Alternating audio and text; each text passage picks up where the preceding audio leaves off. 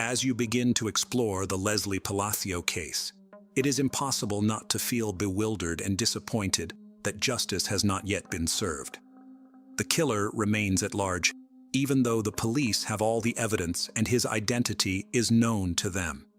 Today's story underscores the difficulty of investigating crimes when suspects find themselves outside the jurisdiction, and victims can only hope that the perpetrators will be found and brought to justice. The morning of the 29th brought anxiety to the home of Rosalia Palacio, mother of 5 lovely daughters. Her eldest daughter, Kayla, came down to the kitchen and reported that the bed in Leslie's room was untouched. Her belongings were gone, and she clearly hadn't spent the night at home. One of the sisters joked that it must have been a pretty fun night at the club, and Leslie had probably stayed the night at Eric's. In fact, everyone became alarmed, since Leslie had never done this before. Over breakfast, Kayla kept glancing at her phone, expecting a waking Leslie to be about to text. Time passed, but still no word from Leslie. By noon, it stopped seeming normal. By late afternoon, Rosalia decided to go to Eric's house on her own and find out where her daughter had disappeared to. When the Palacio family members drove up to the house, they saw Eric's mother and his sister actively removing pieces of furniture and miscellaneous items from the house. Obviously, taking furniture out of the house is quite normal, but the situation itself and Mrs. Ibarra's crying face caused a very strange feeling for Rosalia.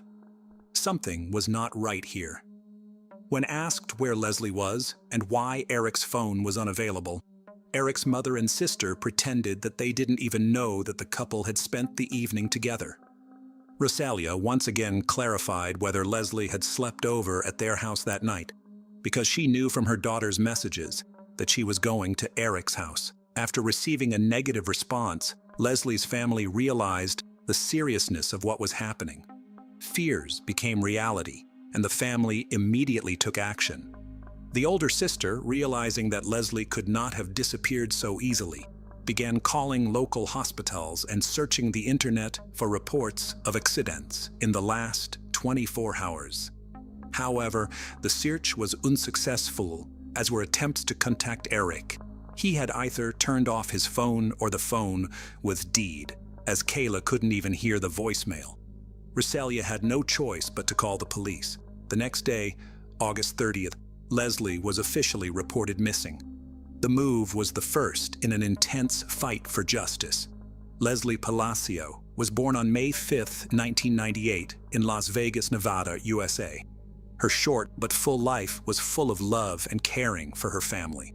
Always open and friendly girl became a source of joy in any company, as she valued everyone she met in her life and was reciprocated.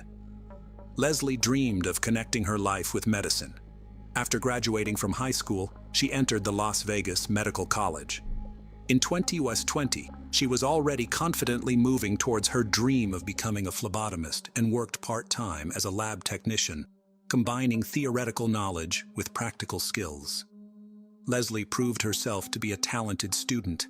Her academic achievements were admirable. She was able to easily assimilate new material and always strive to deepen her knowledge. That is why the girl decided to work part-time as a laboratory assistant.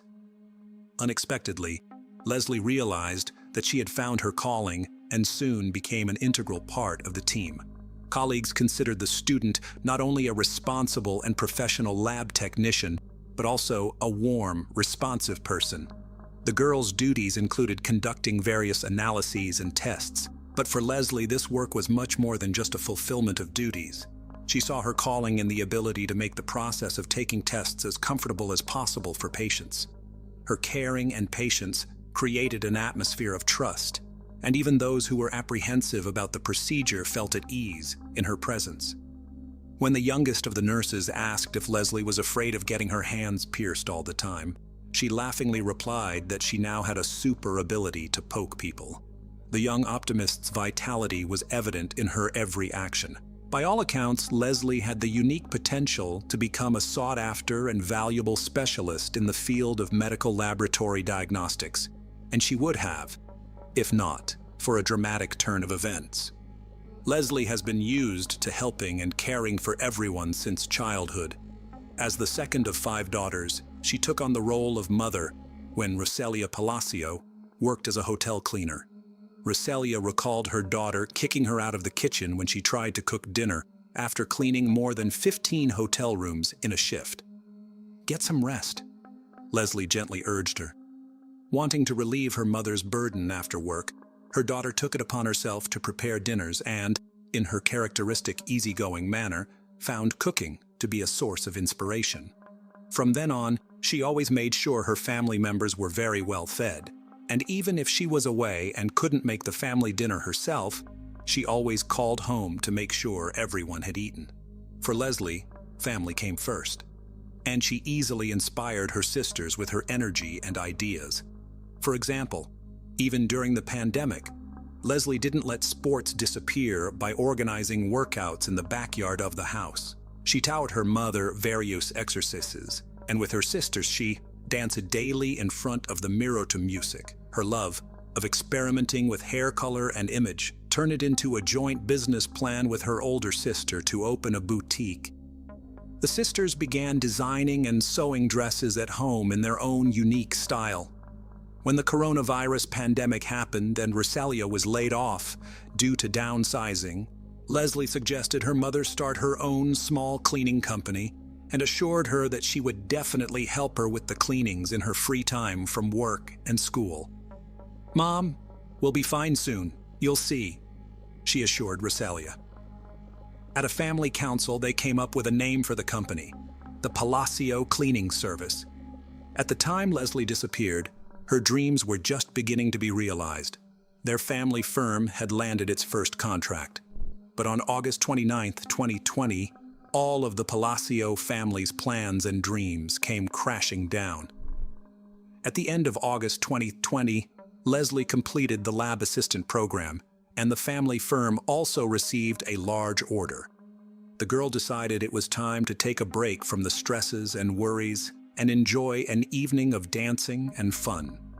Especially the restrictions due to the pandemic were gradually being lifted, and Las Vegas began to come alive. Unfortunately, none of the friends wanted to keep Leslie company. Although people were beginning to let go of their fears and return to their normal lives, they still felt nervous and anxious at the prospect of being in a closed space with lots of people. Leslie didn't give up hope of convincing someone to have fun and posted a post on Instagram expressing her desire to spend the evening somewhere.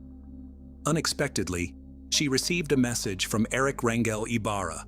Leslie and Eric's parents had been attending the same church for 14 years and occasionally socialized. So the children had known each other since childhood, but had never interacted closely. Leslie knew what Eric liked. The guy texted her, showed her attention, but Leslie never reciprocated. She was polite to him, however. On any other day, Leslie would have declined Eric's desire to keep her company, but not this time. She was eager to dilute her ordinary life with a fun evening. The whole day passed in anticipation and anticipation. And when none of Leslie's friends wanted to keep her company, she accepted Eric's polite and warm offer to reminisce about Las Vegas nightlife. Sharing a night out with Eric seemed like a better choice than going nowhere at all.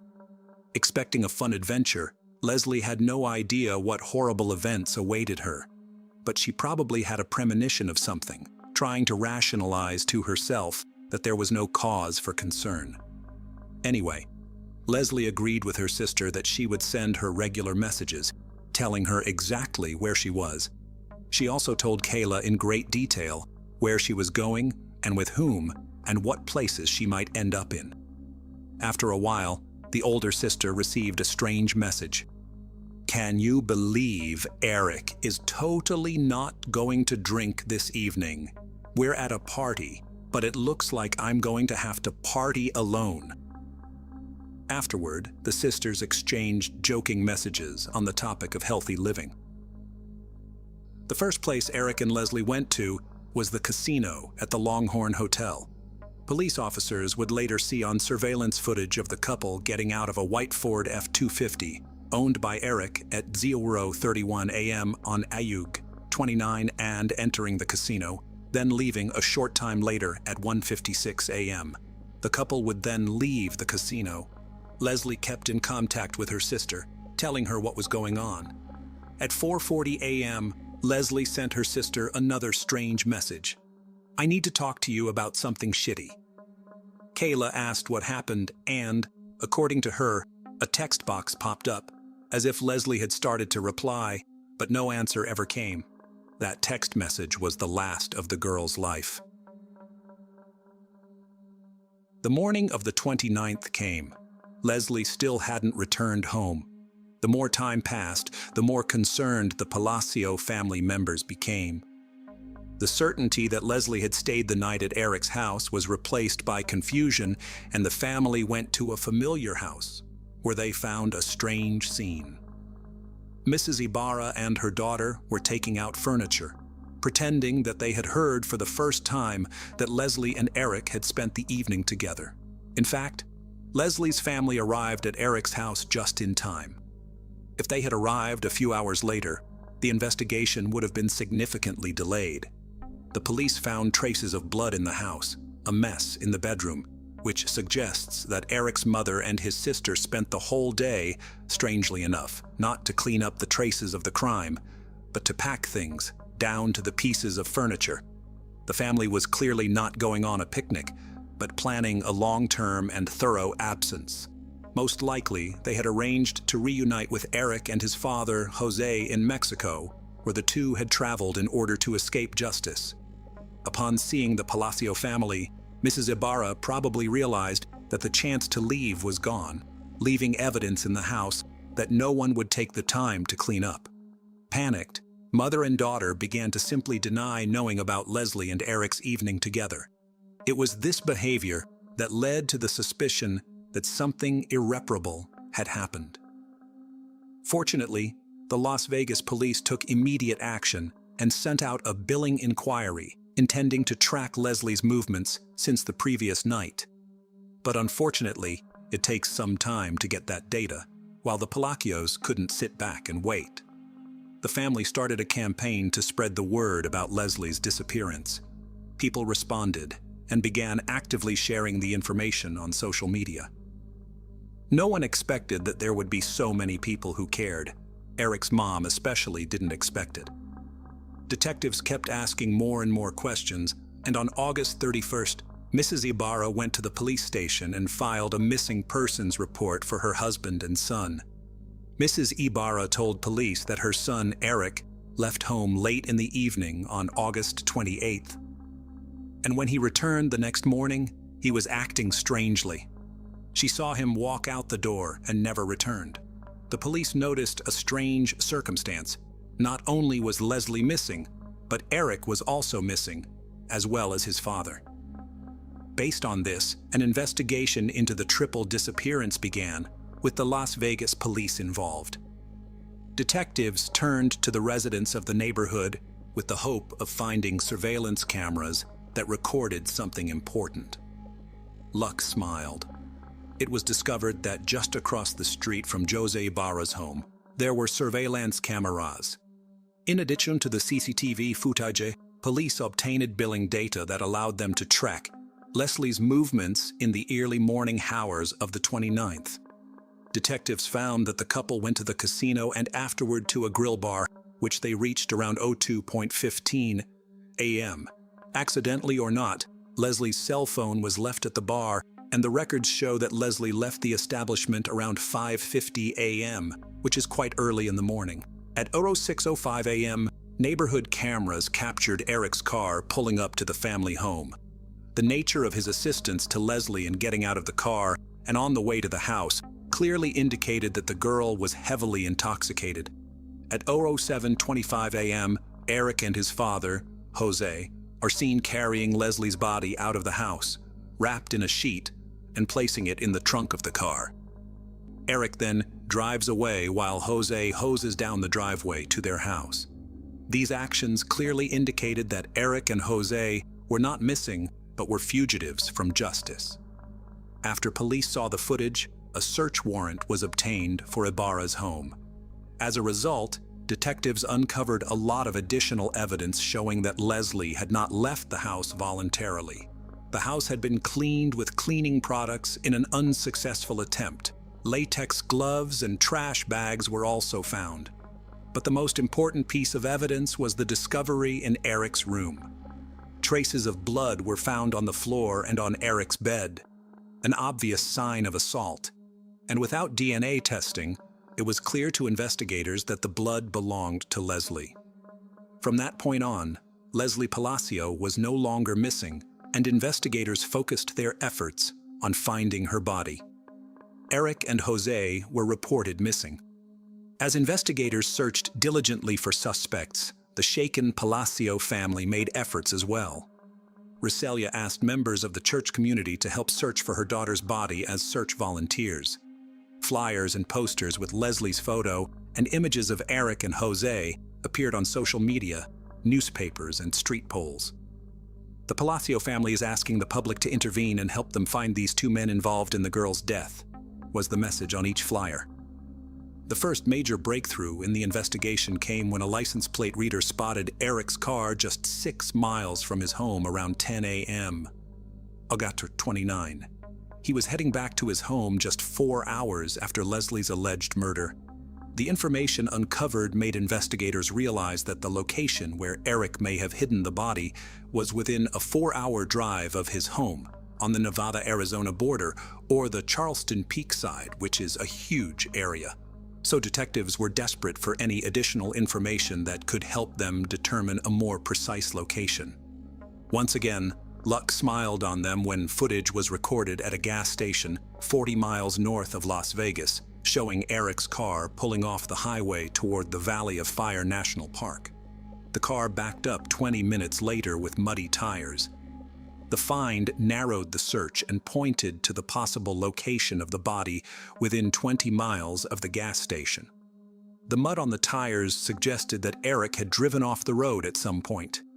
Detectives began searching the area. Police and volunteers combed through hundreds of acres of land. And on September 9, during a second search, they found Leslie Palacio's body hidden near a bush. News outlets immediately spread the word. The body of 22-year-old Leslie Palacio has been found near the Valley of Fire, 11 days after she disappeared. A reporter joined the report, providing additional details about the prime suspect, 25-year-old Eric Rangel Ibarra. The Valley of Fire, where the body was found, is known for its hot climate, which led to rapid decomposition of the remains, and forensic experts were unable to determine the exact cause of death. Locals reacted to Leslie's death with horror and fear. Some became afraid to go outside because of the constant thoughts of the unquote criminals involved in the murder. The day after the body was discovered, September 10th, many friends, relatives, neighbors, and just random people in the area gathered to honor Leslie's memory. People took candles that were used for the nightly vigil and placed them in front of the girl's house. They also said they wanted the man responsible for her death to pay for what he did. The fight for justice was not even close to being over at this point. The next major breakthrough came when Eric's car flashed in Moreno Valley, California. Police eventually contacted Eric's cousin, and he reported that he had driven Jose and his son to San Isidro, where he believed they planned to cross the border into Mexico. The Las Vegas Police Department requested assistance from the FBI because it was not possible for them to resolve the jurisdictional issue on their own. The investigation slowed down. Then, on January 19, 2021, 4 months after the discovery of the girl's remains, Eric's father, Jose, turned himself in at the border.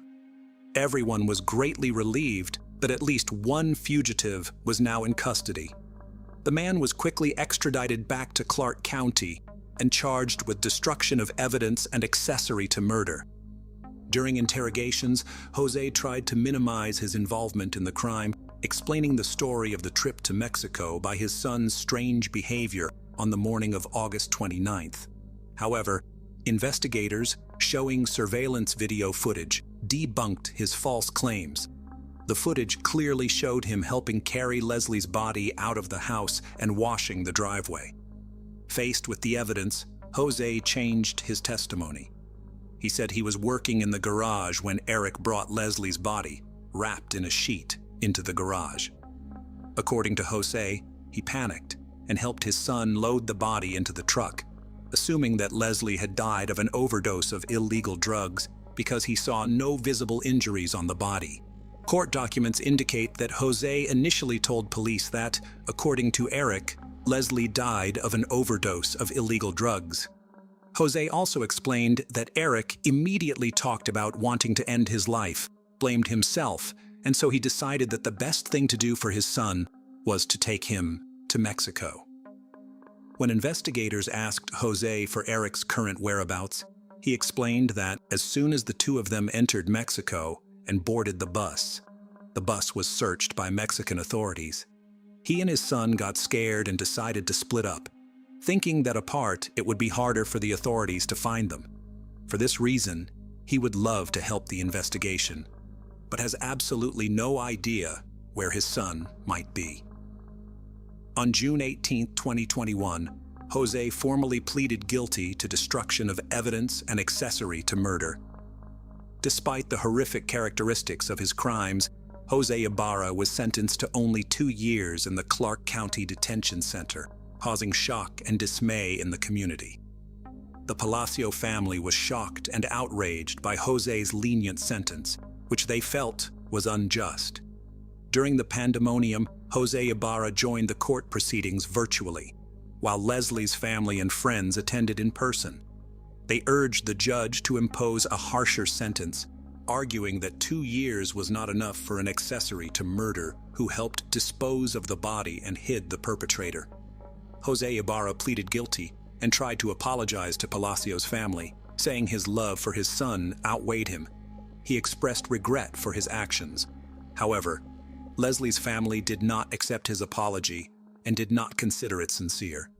To date, Eric's whereabouts remain unknown, and he continues to live a free life in Mexico. Jose was released on April 28, 2022. Ofelia Marcarian, attorney and representative of the Palacio family, commented as follows: "I am absolutely furious. This is simply unfair. Not only is the main suspect not in custody, now the one who was involved in covering up the murder is back in custody after serving 8 months and 15 days. Over the past 3 years, the Palacio family has never gotten justice. Leslie's story highlights the flaws in the justice system and raises questions about fairness in dealing with serious crimes. The Palacio family is determined to fight to change the law in Neva because they believe that whoever was involved in the murder should receive a longer prison sentence than 2 years. They hope that the perpetrator will be found and prosecuted in the United States, where he will be charged and given the punishment he deserves." Ofelia Marcarian is directly reaching out to those who may know of Eric's whereabouts in Mexico. In every media interview, she calls for Palacio's family to be given a small measure of justice. Shafilea Ahmed was born on July 14, 1986, a British Pakistani girl. Shafilea's father, Iftikhar Ahmed, originally hailed from the Gujarat district of Pakistan. At the age of about 20 to 22, Iftikhar moved to Britain for employment. While staying there for a while and during work, Iftikhar falls in love with a foreign girl and marries her. Soon he becomes a father, but when he returns to Pakistan and informs his family about his marriage, they do not accept it. Then Iftikhar's family puts heavy pressure on him to marry another Pakistani girl.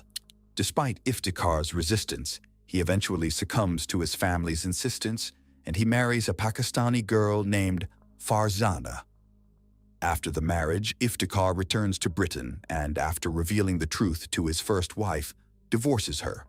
Then, after some time, Iftikhar calls his second wife, Farzana, to Britain from Pakistan. After coming to Britain, Iftikhar starts living with his wife in the city of Bradford in West Yorkshire. It is here that on July 14, 1986, Shafilea Ahmed is born. Shortly after Shafilea's birth, the family moves to the town of Warrington in Britain. It is here that Shafilea completes her early education. During this time, 2 more daughters are born in the family, and Iftikhar's family grows larger. Although this family resides in Britain, on holidays, Iftikhar used to take his wife and all his children to Pakistan for vacation. Now the year had come, 2003, and by now Shafilea Ahmed had also turned 17 and was studying law. Her dream was to become a lawyer. When Shafilea and the other children have a break on February 18, 2003, Shafilea comes to Pakistan with her family for vacation. During their trip to Pakistan, this family also participates in a family wedding ceremony. However, just a few days after this wedding, a major incident occurs with Shafilea. She accidentally drinks phenyl floor cleaner. Actually, phenyl is commonly used in Asia for cleaning floors in homes. Now, because phenyl is made by mixing some chemicals and soap, drinking it causes severe pain in Shafilea's throat. The reason behind Shafilea drinking phenyl is initially said to be because her parents pressured her into arranged marriage with a Pakistani boy. Because of this pressure, Shafilea drank the phenyl intending to end her life. But later, her parents claimed that someone had poured phenyl into an old bottle of water, kept in the same bottle usually used for drinking water, and in the darkness of the night, Shafilea mistook phenyl for water and drank it. Due to this mistake, Shafilea had to endure a lot of pain. As a result, she's admitted to a hospital in Pakistan. Now, because Shafilea's injury was quite severe, she has to stay in the hospital for a long time. During this time, the holidays of other family members also end, so Iftikhar takes his 2 children and wife back to Britain, while Shafilea has to stay in Pakistan for treatment. However, shortly after, Iftikhar arranges for Shafilea's return as well, and on May 27, 2003, Shafilea returns to Britain. Straight from the airport, Shafilea is admitted to a hospital for treatment through an ambulance. After several months of treatment, Shafilea's throat heals considerably, and now she rejoins college. Alongside college, she also starts a part-time job. But on September 18, 2003, a college teacher notices that Shafilea Ahmed hasn't been coming to college for the past week. Attempts are made to contact Shafilea via phone, but she cannot be reached. When teacher asked about this to Shafilea's parents, they revealed that Shafilea has not been home for the past week. Their daughter has been missing for a week, and her parents hadn't filed any complaints about her yet, which strikes Shafilea's teacher as very strange. Immediately after this, they inform the police. Upon filing the case, a police team arrives at Shafilea's house for investigation, and questioning begins with her parents. Shafilea's parents say that they last saw Shafilea at their home on September 11, 2003, and since then, she hasn't been seen. Upon this, the police ask, "When your daughter has been missing for a week, why haven't you filed a complaint with the police yet?" To this, Shafilea's parents respond, "This is not the first time Shafilea has been missing from home for a few days. It has happened several times before." To confirm this, when the police checked the records, it is revealed that Shafilea has been missing from home several times in the past. The first time was when Shafilea was only 12 years old. She went missing with her younger sister on March 10, 1998. Because of this, her parents had also filed a missing report for both their daughters with the police. However, at that time, Shafilea returned home with her sister as evening approached. According to records, Shafilea ran away from home for the second time on November 25, 2002. Once again, her father, Iftikhar Ahmad, filed a missing report for his daughter. After extensive searching, Shafilea was found by the police sitting in a park. According to police records, for the third time, Shafilea left home with a friend on February 3, 2003. This time, Shafilea did not return home for 2 days, and then on February 5, 2003, she went to a safe house for orphaned people and filed a report against her parents for domestic violence and mental abuse. After the report was filed, the police officer spoke with Shafilea Ahmed and her parents, and after everything was cleared up, Shafilea returned home. After this, on February 18, 2003, Shafilea, along with her 2 sisters and parents, goes to Pakistan for a family function and disappears from there shortly after returning to Britain. Now, looking at old records, The police also suspect that Shafilea Ahmed may have gone somewhere again this time and will return home in a few days. Therefore, the police try to find Shafilea in all those places where she could have gone. However, even after a few days, the police cannot find any trace of Shafilea from anywhere. Considering Shafilea's history of running away from home before, the police show a little laziness in the investigation this time.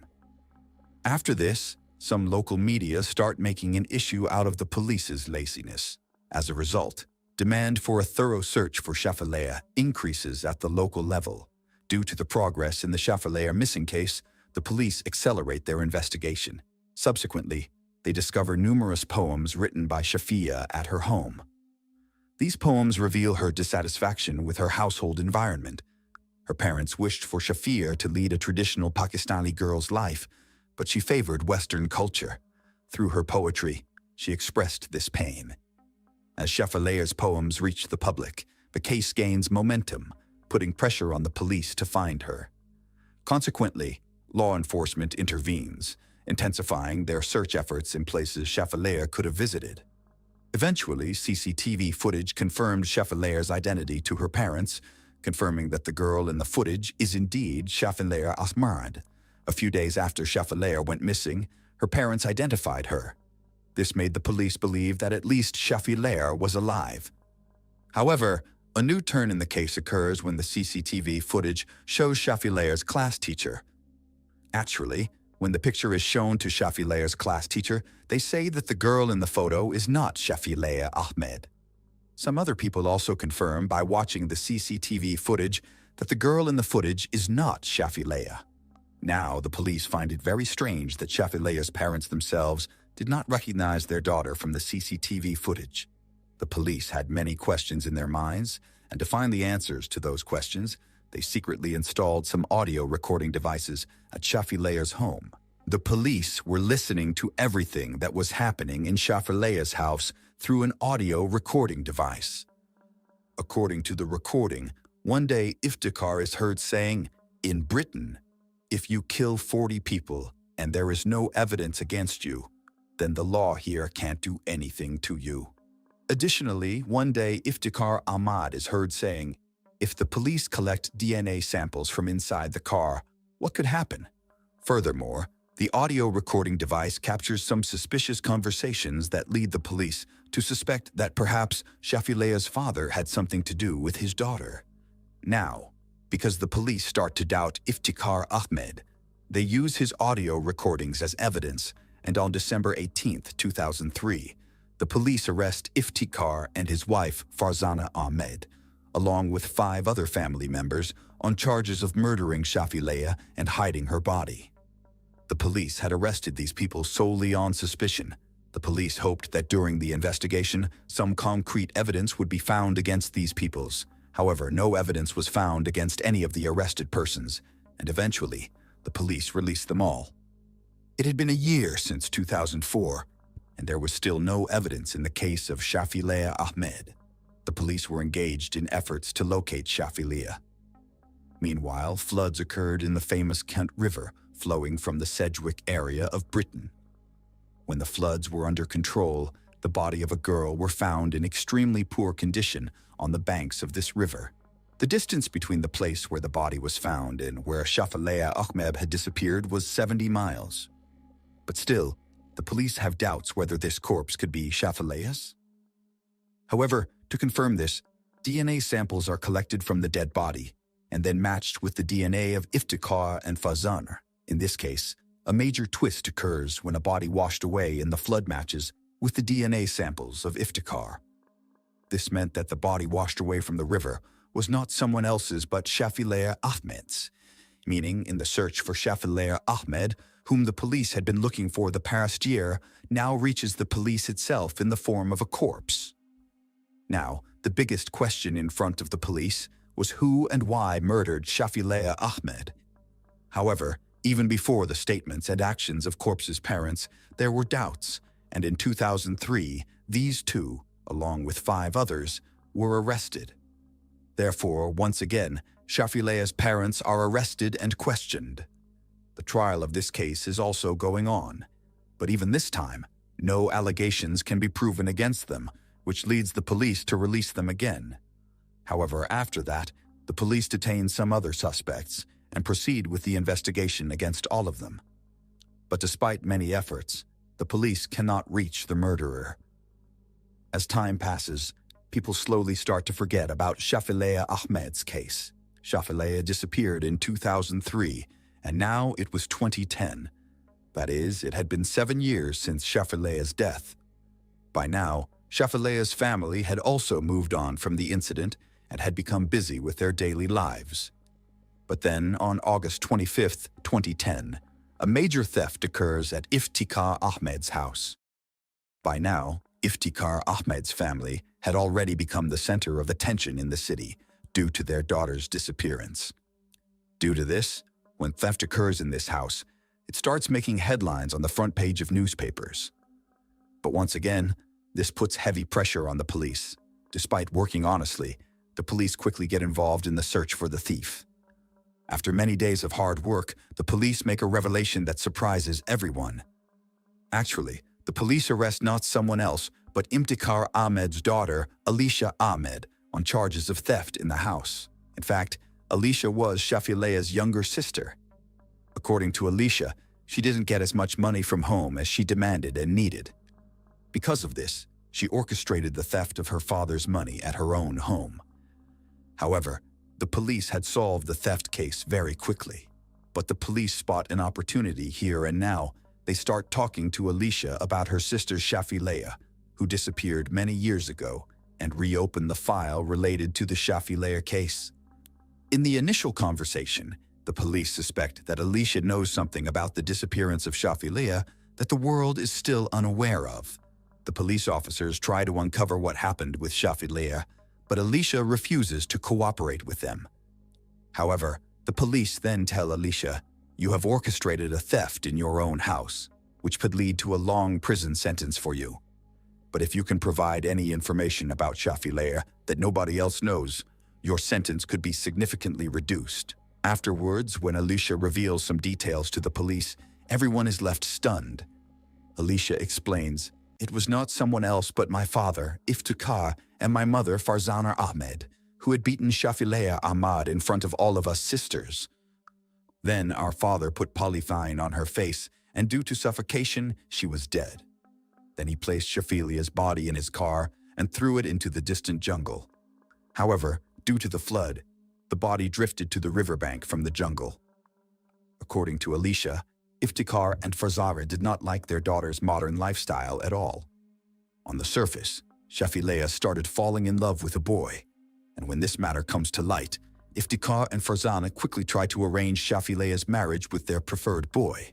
When the family goes to Pakistan for a family function, there is an attempt to forcefully marry Shafilea to a boy there, but Shafilea refuses to marry for this reason, and she consumes fennel.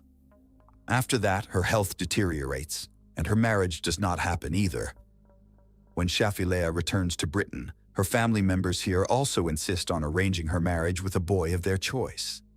But when Shafilea repeatedly refuses this marriage, her father gets angry, and at first beats Shafilea in anger and then covers her face with a polythene bag, and then due to suffocation, Shafia Ahmad dies here.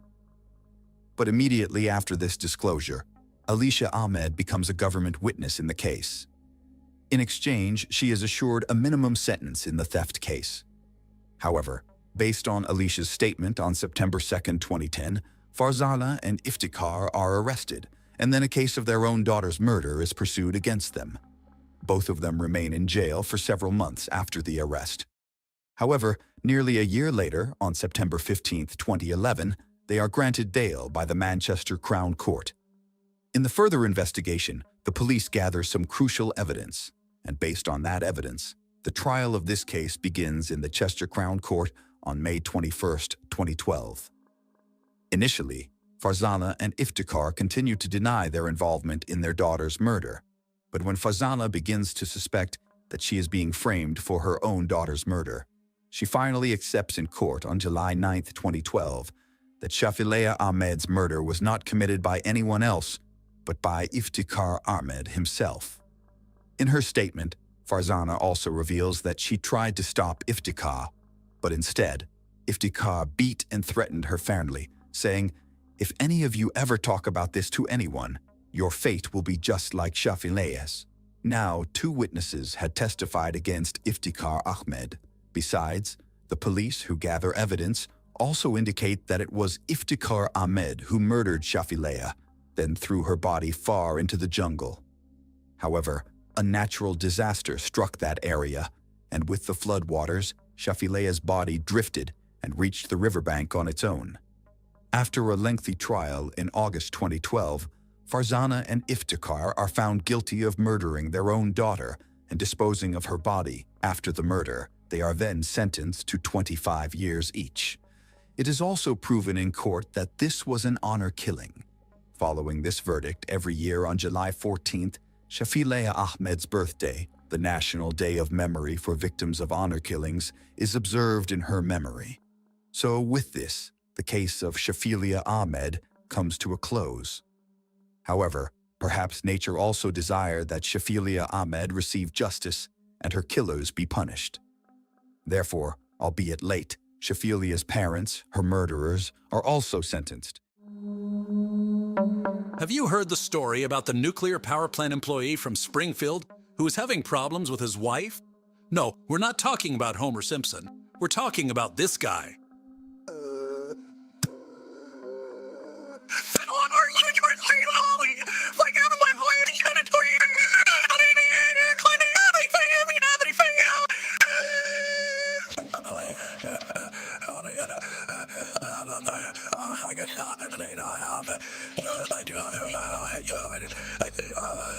Sounds legit, right? Wrong. What you heard just now was the voice of an extremely talented liar.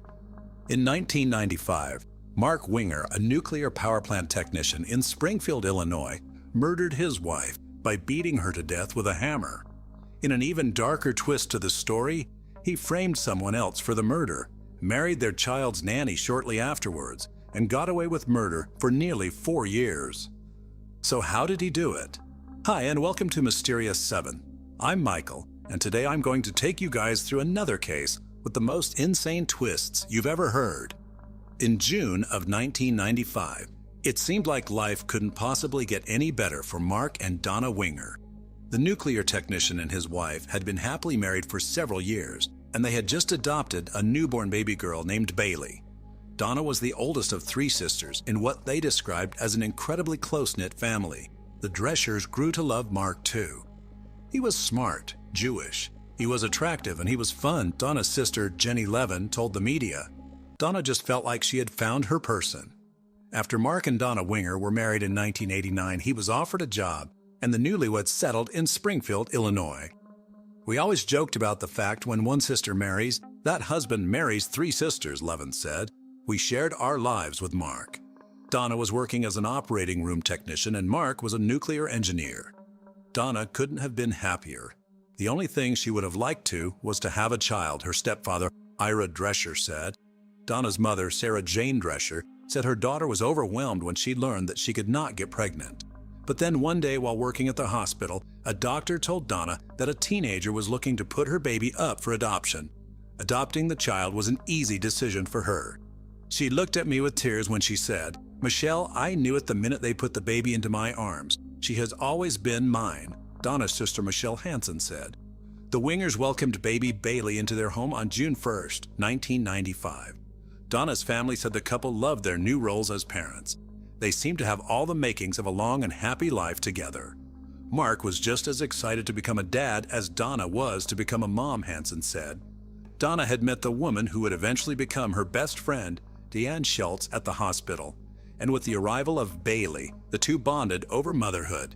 But then everything turned dark. In August 1995, Donna took baby Bailey on a trip to Hollywood, Florida, to visit Donna's family. Her mother had just dropped the 2 of them off at the airport and hired a driver to pick them up in St. Louis, Missouri, and drive them back to Springfield. So after the visit, the 2 flew into St. Louis Airport and hopped in a cab driven by Roger Harrington with a 2-hour ride back to Springfield. During the course of the drive, Harrington reportedly began flirting with Donna and talking about drugs and orgies. Detective Charlie Cox, a police officer who investigated Donna's death, later said, "This gentleman started opening up to Donna about issues he was having. He had a voice in his head named Dom. Dom would tell him to do bad things. Recently, Dom was telling him to hurt people." After Donna safely arrived home with Bailey, she called the transit company to make a formal complaint about Harrington's behavior, and the driver was suspended. Cox later said that the driver started flirting with Donna, telling her he liked older women and even invited her to attend what he described as one of his sex parties. Donna had told her family that the ride was terrifying because he was driving erratically at 75 miles per hour. After the harrowing ride, Donna had been the victim of some strange phone calls, Weinhoft said. The family had believed that the driver had been stalking her and was a danger. Donna called the limousine company to file a complaint, and Harrington was suspended. Mark argued his wife to write down the story in case they might need it. Police later found the note describing Donna's harrowing ride in her handwriting at the crime scene. Donna also told Mark about the experience, and though he played a part of the supportive husband and helped her file the complaint, it turned out that he had ulterior motives for doing so. Just days later, Mark invited Harrington to their home, perhaps under the pretense of helping him get his job back. On the 29th of August 1995, the cab driver wrote Mark's name, address, and the time on a scrap of paper in his car, drove to the Wingers' home, walked inside with a coffee cup and a pack of cigarettes, and was shot twice in the head. Mark Winger then called 911 and told the dispatcher he'd just shot a man who was killing his wife. He informed police that he'd been walking on the treadmill in the basement when he heard a commotion upstairs. He grabbed his gun, went to investigate, and found Harrington swinging a hammer at Donna. In an effort to defend his wife, he'd shot the man twice. Police arrived on the scene to find that both Donna and Harrington still had a weak pulse. Mark was in a back bedroom rolling back and forth in total shock. When former Springfield Police Detective Charlie Cox arrived at the Wingers' home, he remembered they could see the victims from the front door. Donna was clinging to life, said Sangamon County Assistant State Attorney Steve Weinholt. She had been hit no less than 7 times in the head with a hammer. The second victim, a white man, had suffered 2 gunshot wounds to the head, but still had a pulse when police arrived, said Weinholt. It was quite chaotic, Cox said. I knew that they were probably going to be transporting the victim soon, so I wanted to try and get identification on the male suspect. Cox found the man's wallet and was able to identify him as Roger Harrington. Police recovered a bloody hammer near the 2 bodies and found Mark's .45 caliber semi-automatic handgun, a yellow mug, and a pack of cigarettes on the same dining table. They also noticed that Harrington's car had been parked against traffic, facing the wrong direction. At the crime scene, Cox said Mark was very upset and very emotional, and that he repeatedly asked who the man he'd killed was. Cox avoided identifying Harrington and tried to calm Mark down. As police combed through the scene, Mark asked police if the intruder's name was Roger. Cox confirmed that it was. Mark was shocked and he said, "Oh my gosh, that's the man who's been harassing my wife this week," Cox said. Cox, who was familiar with Harrington after he'd lived in a trailer park owned by Cox, believed Harrington might have snapped. "I knew him as a very volatile type subject. He and his wife rented a trailer for me," Cox said. "Knowing what I knew about Mr. Harrington in the past, how quick he was to anger, I thought that very well he could have gone over there to try to get his job back. There's a hammer laying right there on the table. He picks it up and goes into a rage, then the husband shoots the bad guy." Tragically, both victims succumbed to their injuries. After learning about Donna's previous run-in with Harrington and listening to Mark's version of events, the police closed the case within days, listing Roger Harrington as the culprit. Because once police examined the scene and listened to Mark's story, detectives concluded that he had acted in self-defense. The case was closed in about 48 hours, Weinholt said. But Harrington's family insisted from the beginning that their son was harmless. "He was no troublemaker. He was a good kid. He wouldn't even strike at anybody," his mother, Helen Harrington, said. "I don't think he would hurt anybody, and I don't think he was crazy." So it seemed like Mark Winger was going to get away with murder. Donna's mother spoke to the media about the evening, and the family received the news of her daughter's murder. "It was 4 a.m, and I said, 'Jenny, it's Mom. Something terrible has happened,' Sarah Jane Drescher said of her call to Levin. "We sat there in my room, just crying at this unimaginable loss," Levin said. In the following months, Donna's mother and sister took turns traveling to Illinois to help take care of Bailey. I loved Mark because he loved Donna, and that's what was important to me, Sarah Jane Drescher said.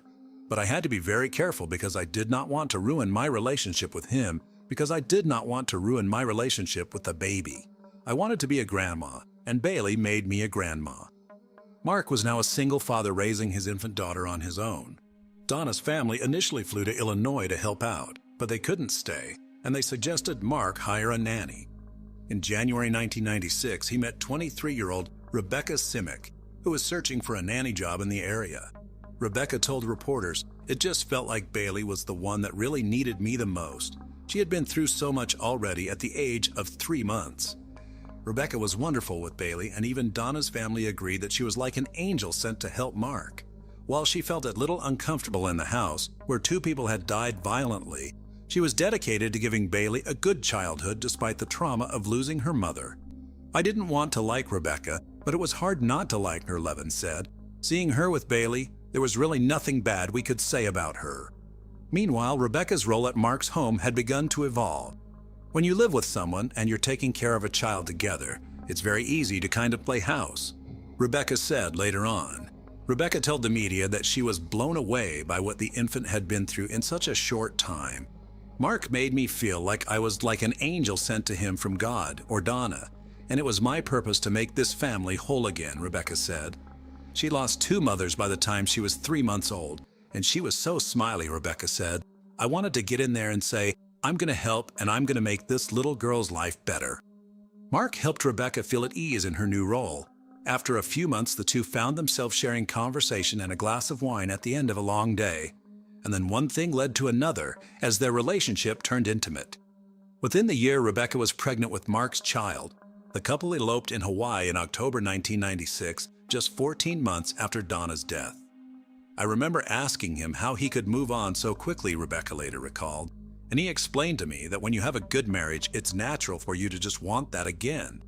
Rebecca said Mark had told her he wasn't able to have children, so she said she was very surprised when she found out she was pregnant with his child only months after moving in.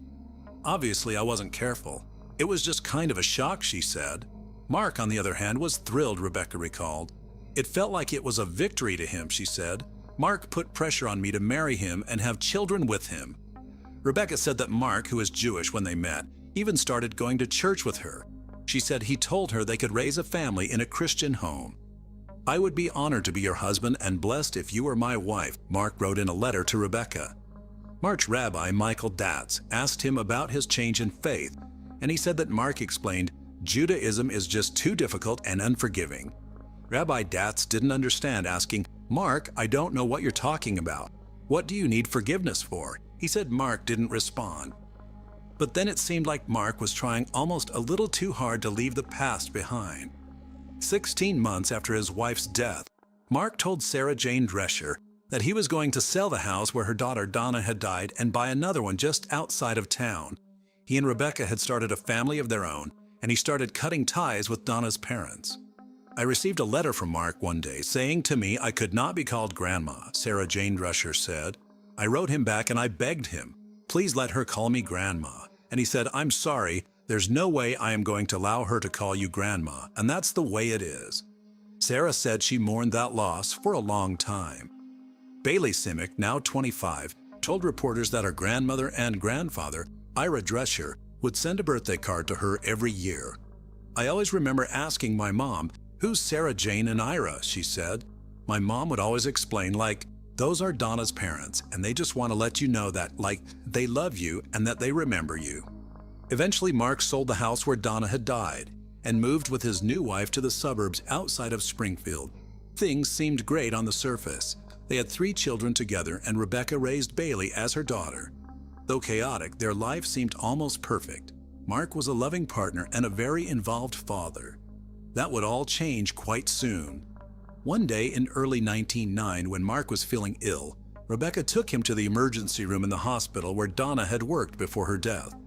There they saw Donna's best friend and co-worker, Deanne Schultz. She seemed upset to see Mark, and Rebecca remembered that Deanne had acted strangely when she first came on Bailey's nanny, as if she were anxious to stay involved in Bailey's life. After they returned home, Mark commented, that may not be the last they heard from Deanne. He was right. In February 1999, Deanne dropped a bombshell on the police, revealing that she and Mark had been having an affair before Donna's death. She said that at one point, he'd remarked to her that things would be easier for them if Donna was dead.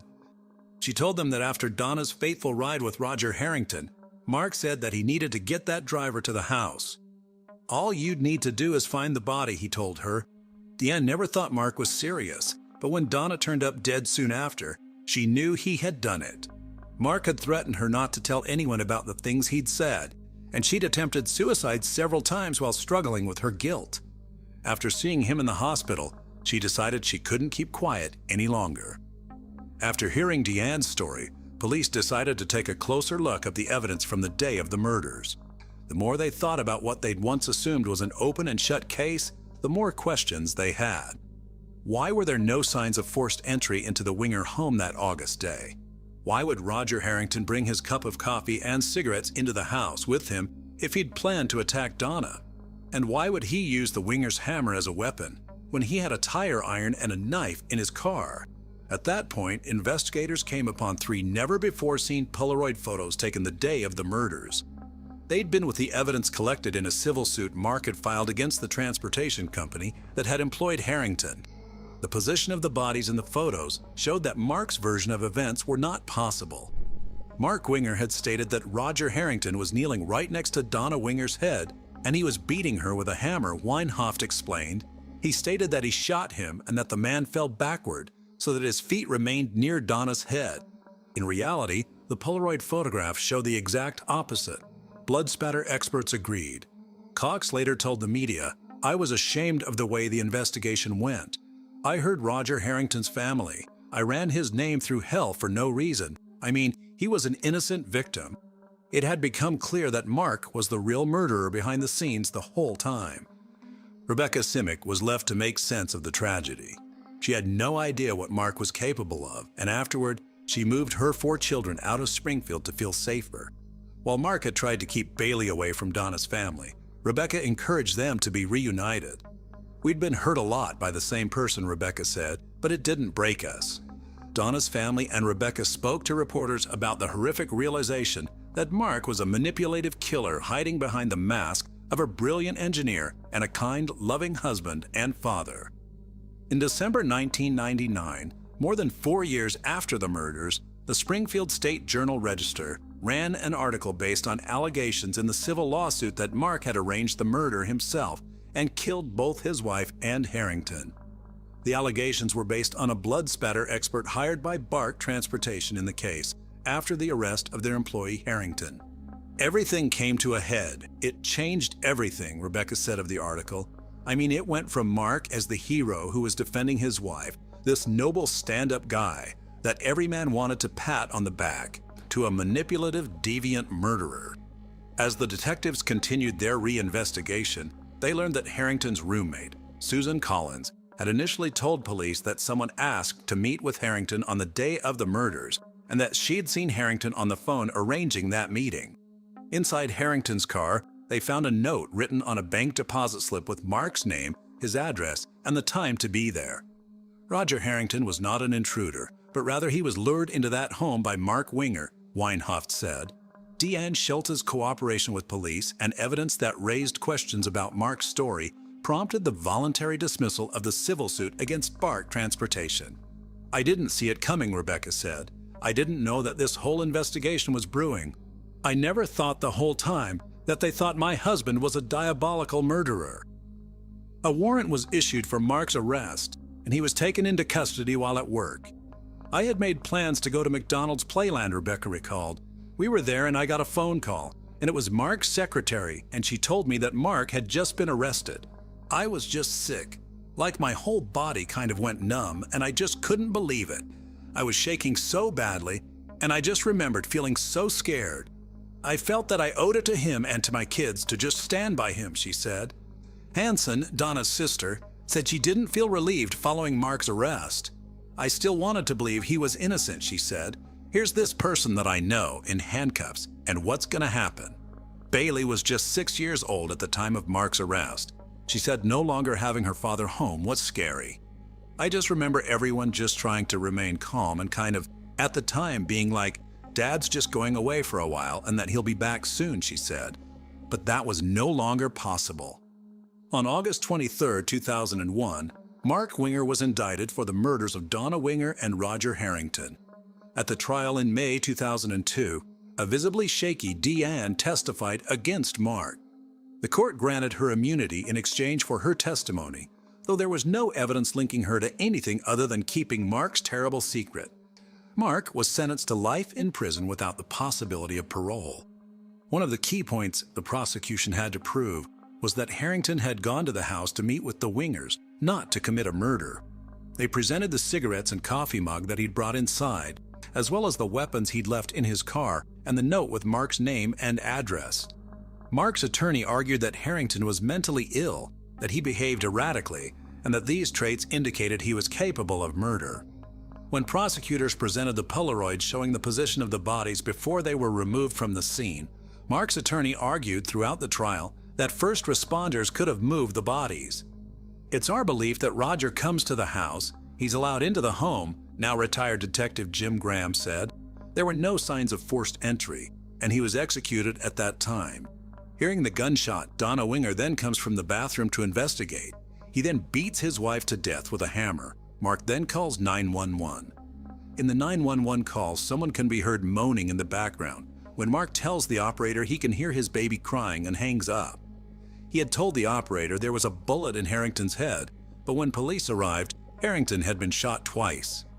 Deanne also gave damning testimony at the trial, saying that Mark told her it would be easier if Donna just died. I thought it was crazy talk, she said during her cross-examination. After a chance meeting years later, Deanne testified that she confronted Mark in the hopes of gathering information and asked him how he lived with himself, and that he'd replied that he had found Jesus Christ and was forgiven. She said he warned her that if she ever said anything, they would both be in trouble. I didn't think that anybody would believe her, Rebecca said. I just thought if Mark truly did that, she would have come forward right away. Mark's defense argued that Deanne was emotionally unstable and just a woman who had been scorned. Deanne Schultz's testimony was able to demonstrate that in reality, Mark was obviously unhappy, unfaithful, and had specifically talked about wanting to kill his wife, Weinhoft said. Schultz was granted immunity for her testimony, he added. There was no direct evidence that directly linked Deanne to actively participating in this crime. In the end, she was such a valuable witness as it relates to presenting the motive. After a trial that lasted 3 weeks, the jury found Mark Winger guilty of 2 counts of first-degree murder. Rebecca said she believed he would be going home with them. After the verdict, she said the words guilty rang through her head and that she wanted the earth to open up and swallow me. Sarah Jane Drescher and her daughters, Donna's sisters, were with her when they heard the verdict. The 3 of us just embraced and cried, she said. And the story gets even more twisted, because 4 years later, Mark was also sentenced to an additional 35 years in prison when he tried to hire a hitman to kill Deanne or testifying against him. He even attempted to put out a hit against a childhood friend who had refused to pay his bail. Helen Harrington was relieved and grateful that her son had been vindicated of Donna's murder. We knew that Roger was innocent, and it finally got proven, she said. He was branded a murderer at the time, but then all this came to an end. The police also had to come to terms with the faulty initial investigation. I was ashamed of the way the investigation went, Cox said. I heard Roger Harrington's family. I ran his name through hell for no reason. I mean, he was an innocent victim. The police department had too hastily closed the case and turned a blind eye to some red flags, and to right such a wrong, it felt great, Bram added. But Rebecca said there wasn't any closure for her or her family. When we lose someone, you know, we gather. We have a funeral, Rebecca shared. But when someone goes to prison, well, what do? You're just kind of left with this emptiness and this hole that you can't really have closure with that. It wasn't just him being sentenced to life, she said. We were sentenced to a life of a father in prison. Bailey Simic says she missed having her father around while growing up. It was really hard being in school, seeing all the other kids had their dads and that relationship, she said. And now suddenly, I couldn't just go to my dad's room or have him pick us up from school or anything like that. Ben Simic was only a year old when his dad went to prison. I can look at the pictures and look at myself and say, that kid has no idea. He was way too young to know anything that was going on, he said. Rebecca had to move out of Springfield with her kids, and the home that she'd bought with Mark was foreclosed. She had been a stay-at-home mom for 7 years, so she had no option but to file for bankruptcy. I didn't have anything to give my kids. Everything had been taken away. All I had was love, she said. Rebecca never remarried as far as we know. She raised all 4 of the children on her own. And Bailey has since reunited with Donna's family. It was so incredible to see that there's this whole big family that loves me, and Sarah Jane still has my baby picture on her kitchen counter with all of her other grandkids, even though we've been gone for so long, she said. We've been hurt a lot by the same person, but it didn't break us, Rebecca said. Although Sarah Jane Drescher says there will never be closure for the murder of her daughter, the family has worked together to set up Donna's Fund, which is a part of Women in Distress, an organization that works to provide shelter for women trying to escape abuse. I think her legacy will live on through people that we help, Levin said, and through the beautiful memories that we have of her. So what do you think of this crazy, twisted case of murder uncovered? Would Mark Winger still be walking scot-free today if his former lover, Deanne Schultz, hadn't developed a guilty conscience? Let us know your thoughts in the comments section. And don't forget to like, share, and hit the subscribe for more in-depth coverage of some of the most manipulative murders of all time. Stay safe, friends. Until next time. In the quiet, mundane life sometimes lie the most extraordinary and harrowing stories. The name of Velma Barfield forever changed the narrative of crime and punishment in the United States. Her life story reads like a tragedy that challenges our perception of evil. Known to many as the death row grandma, she became the first woman executed by lethal injection in the United States, the first woman to be executed after the death penalty's reinstatement in 1976, and also the first woman executed since 1962. But how did a wife, mother, and grandmother, once cherished and loved by those who knew her, transform into one of the most notorious figures in criminal history? Born in a time of economic despair, in the shadow of the Great Depression, Velma Margie Barfield came into the world on October 29, 1932, in Eastover, North Carolina, but was raised near Fayetteville. The second of 9 children, she witnessed a constant battle against poverty from the early age. In rural North Carolina, where life was governed by the rising and setting of the sun, Velma's family toiled on their small tobacco and cotton farm. Velma's father, Murphy Bullard, was a man worn down by the hardships of farm life. His temper was as volatile as the weather that dictated their fortunes. Velma claimed he was physically and sexually abusive to her and her sisters. However, other relatives disputed this. Velma's mother, Lily Bullard, bore the brunt of her husband's frustrations. In their world, love was a luxury they could hardly afford, leaving Velma and her siblings to navigate a childhood marked by emotional absence and the ever-present threat of violence. At a young age, Velma observed the financial differences between herself and her peers. That's when her first criminal activity started. She initially took small amounts of cash from her father to buy little things that she saw her classmates enjoying. Her petty thefts escalated to taking $80 from an elderly neighbor. When her father discovered that, he beat her severely, and Velma stopped stealing for the remainder of her childhood. Raised in a Christian household, young Velma found solace in the pages of her Bible, clinging to faith in the turmoil of her home life. This early introduction to religion was a constant amidst chaos. Yet, as she transitioned to adolescence, the psychological scars left by her upbringing would shape the woman she would later become. The world around was convulsed by World War II. The war, though distant, exacerbated the hardships faced by her family and deepened the fractures within. Velma, like many of her generation, was forced to grow up quickly. Her dreams and aspirations were often overshadowed by the pressing needs of survival and duty to family. Yet it was during this time that her resilience and tenacity began to shine through, qualities that would define her in both commendable and tragic ways. As Velma stepped into early adulthood, her desire for a life beyond the confines of her home grew stronger. She dreamed of escape. At the age of 17, she dropped out of school. The search for love and stability led Velma into the arms of Thomas Burke, a union that promised freedom, but instead brought new hardships. By 19, she had 2 children, a son, Ron, and a daughter, Kim. The family lived happily in Parkton, North Carolina, for over 15 years. Velma's life with Thomas seemed a hard-earned escape from the poverty and violence of her childhood. Everything changed in 1965 when Thomas got into a serious car crash and suffered head injuries. To cope with the intense pain and headaches caused by his injuries, he became a heavy drinker and drug user. His struggle with alcohol mirrored the demons of Velma's father, reigniting the traumas of her past. The cycle of abuse and neglect she vowed never to repeat began to encroach upon her own family.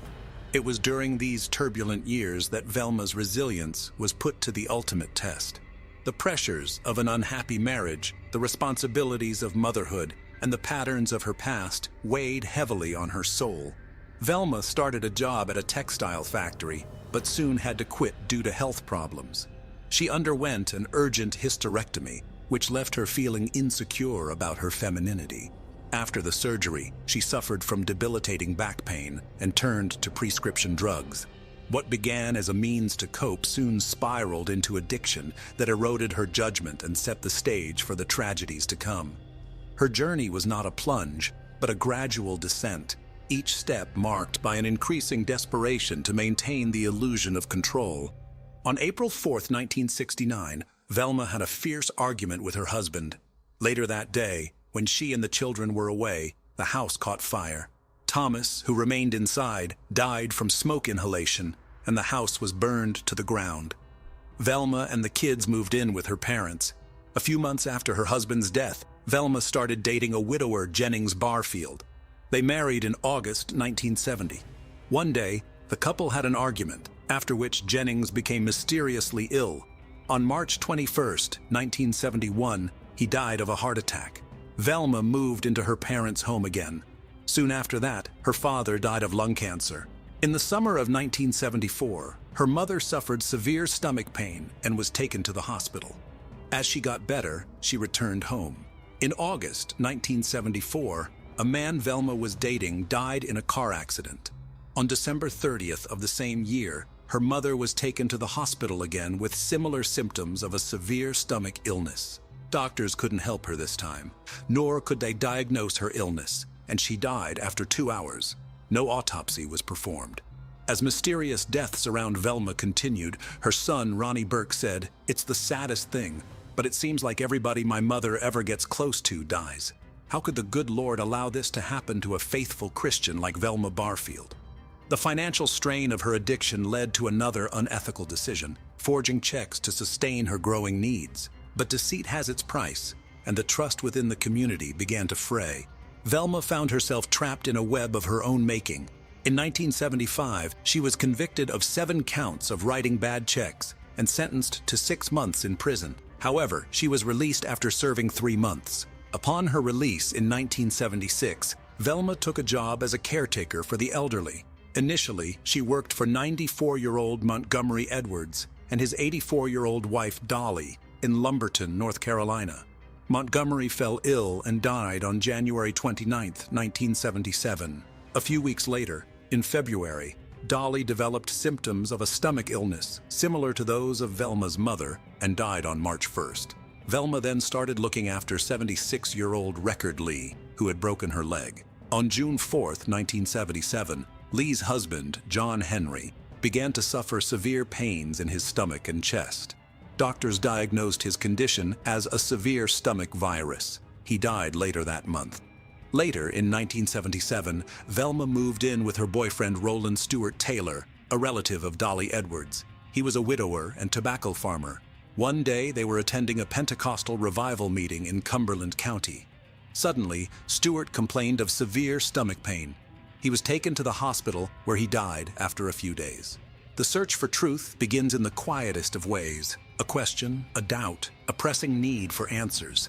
Suspicion grew in the hearts of those who had watched Stewart's health decline under mysterious circumstances. It was their persistence that first brought the authorities to Velma's doorstep, initiating a chain of events that would lead to shocking revelations. An autopsy was ordered. The investigation into Stuart Taylor's death was methodical. Each test, each interview, each piece of evidence added another layer of suspicion around Velma. In the world of criminal investigations, breakthroughs often come with a faint clue, a moment of intuition, a connection previously unseen.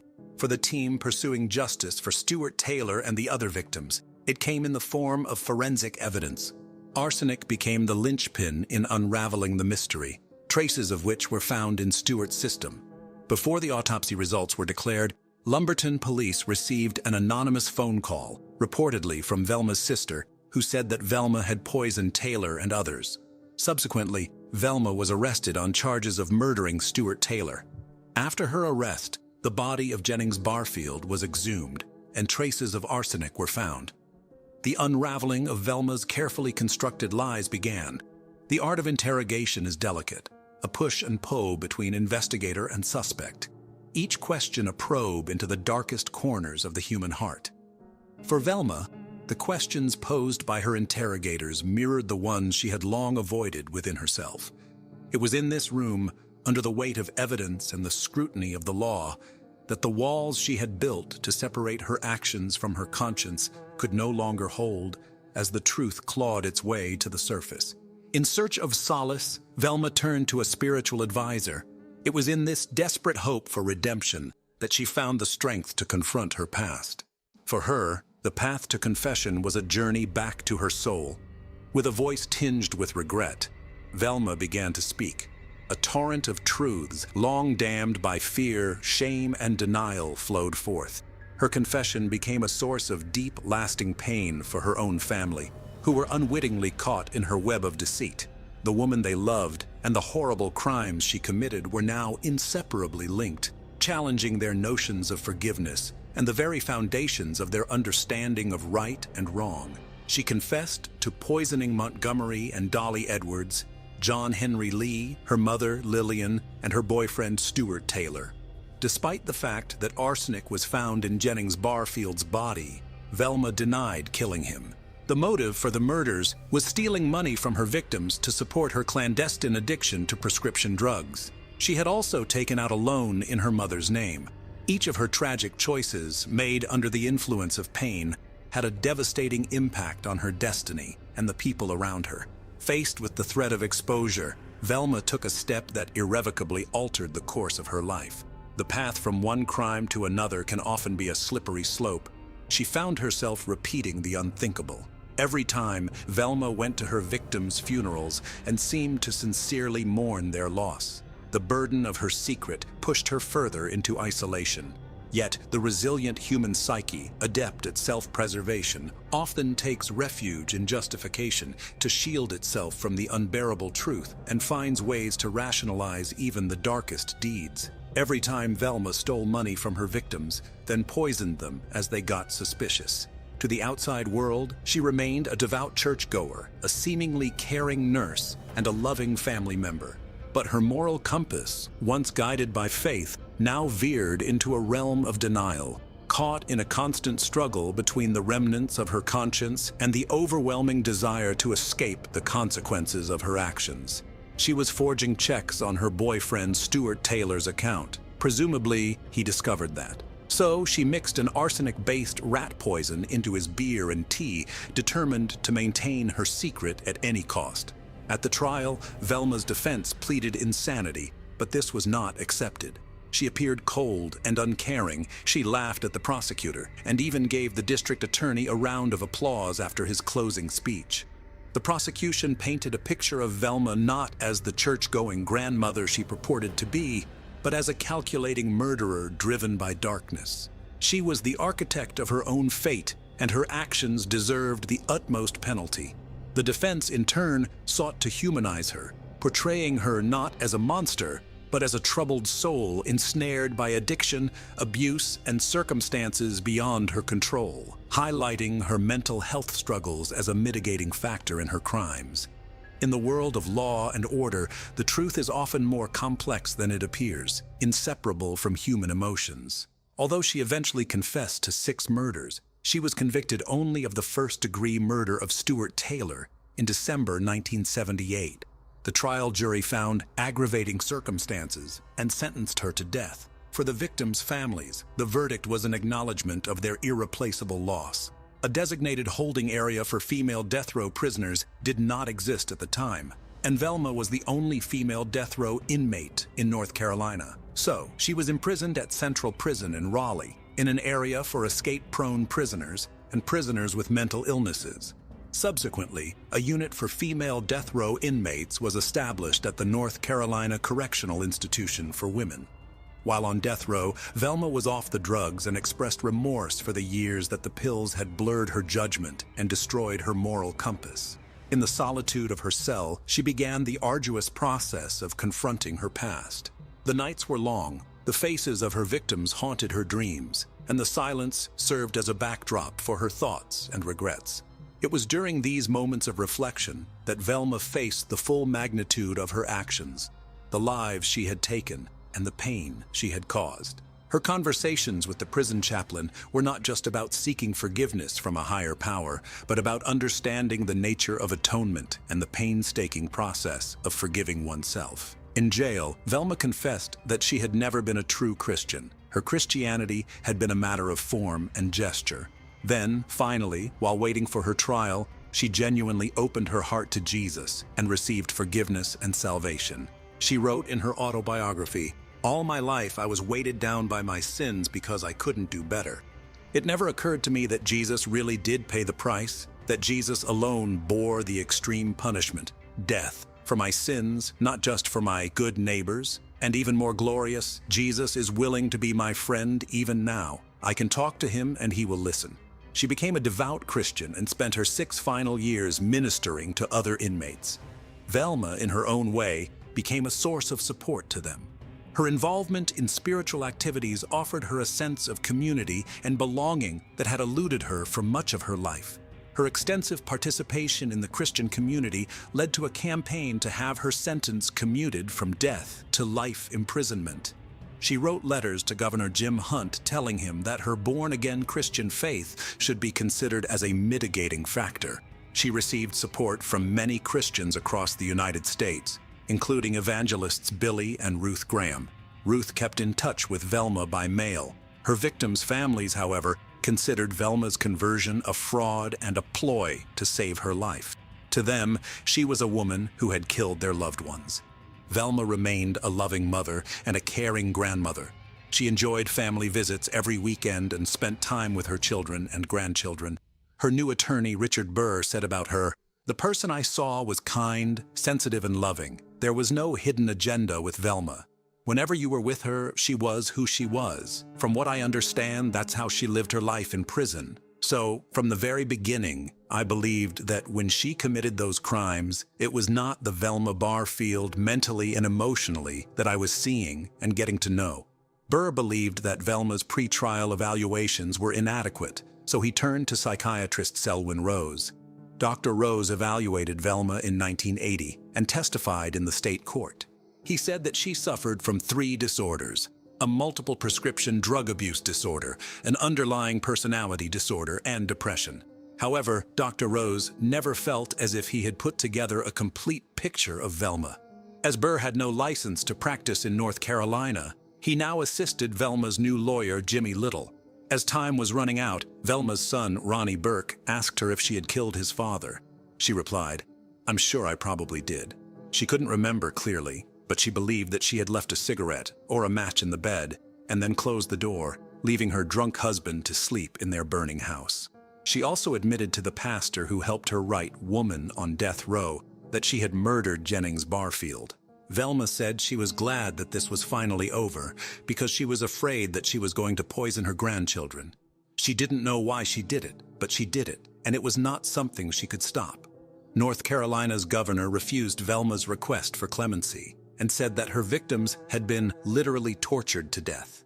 Additionally, an appeal was made based on testimony from a psychiatry professor who asserted that she suffered from dissociative identity disorder. Professor Dorothy Lewis, professor of psychiatry at New York University School of Medicine and an expert in violent behavior, picked up patterns of manic episodes in Velma's earlier life associated with the development of a manic depressive disorder.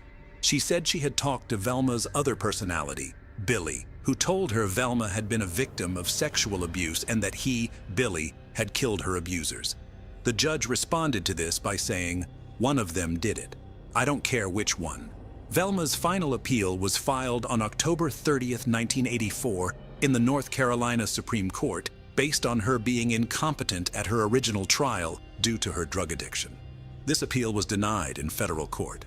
She told her attorney, Jimmy Little, to drop all appeals the day before she was executed, explaining that she wanted to die with as much dignity as the state of North Carolina will allow. Her last hours were spent in reflection and prayer, seeking comfort in her faith. As she was preparing for death, the famous pastor Billy Graham told her over the phone, "Velma, in a way I envy you because you're going to get to heaven before I do." Velma was executed on November 2nd, 1984, at Central Prison in Raleigh. She released a statement before her execution.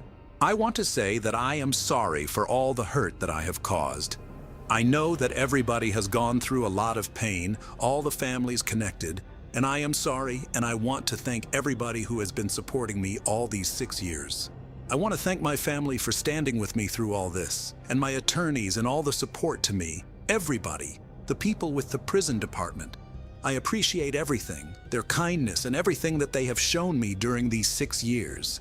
As her last meal, she chose a bag of cheese doodles and a Coca-Cola. She received final visits from her family members and friends. She wasn't scared and told one of them, "When I go into that gas chamber at 2 a.m., it's my gateway to heaven." She was wearing pink pajamas for the execution. A stethoscope and heart monitor were taped to her chest. The wheeled gurney was brought to her cell, and she was fastened to it with straps across her body and legs.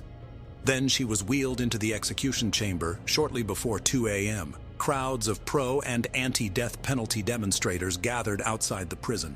Some of the protesters accused Governor Hunt of refusing to show mercy and compassion, arguing that she could lead a life of value behind bars and help other prisoners. Richard Burr said, "Politics and death have been mixed up in this case." Inmates were banging rhythmically on the windows of their cells, waiting for the execution.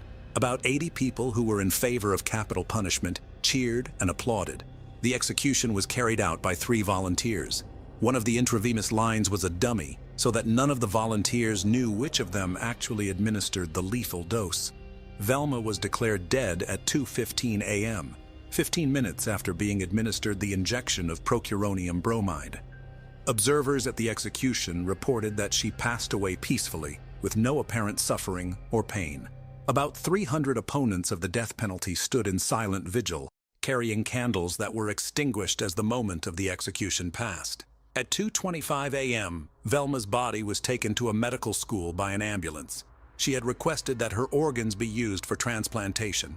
She was buried in a small North Carolina cemetery near her first husband, Thomas Burke. She was 52 years old. Singer-songwriter Jonathan Byrd, the grandson of Jennings Barfield and his first wife, wrote a song about Velma. Located in Lee County, Auburn is the largest city in eastern Alabama. It's also Alabama's fastest-growing metropolitan area and the 19th fastest-growing metro area in the United States since 1990. Unofficially nicknamed the loveliest village on the plains, Auburn is a melting pot for cultures with its southern hospitality. This historic college town is the home to Auburn University, one of the most recognized public universities in the nation.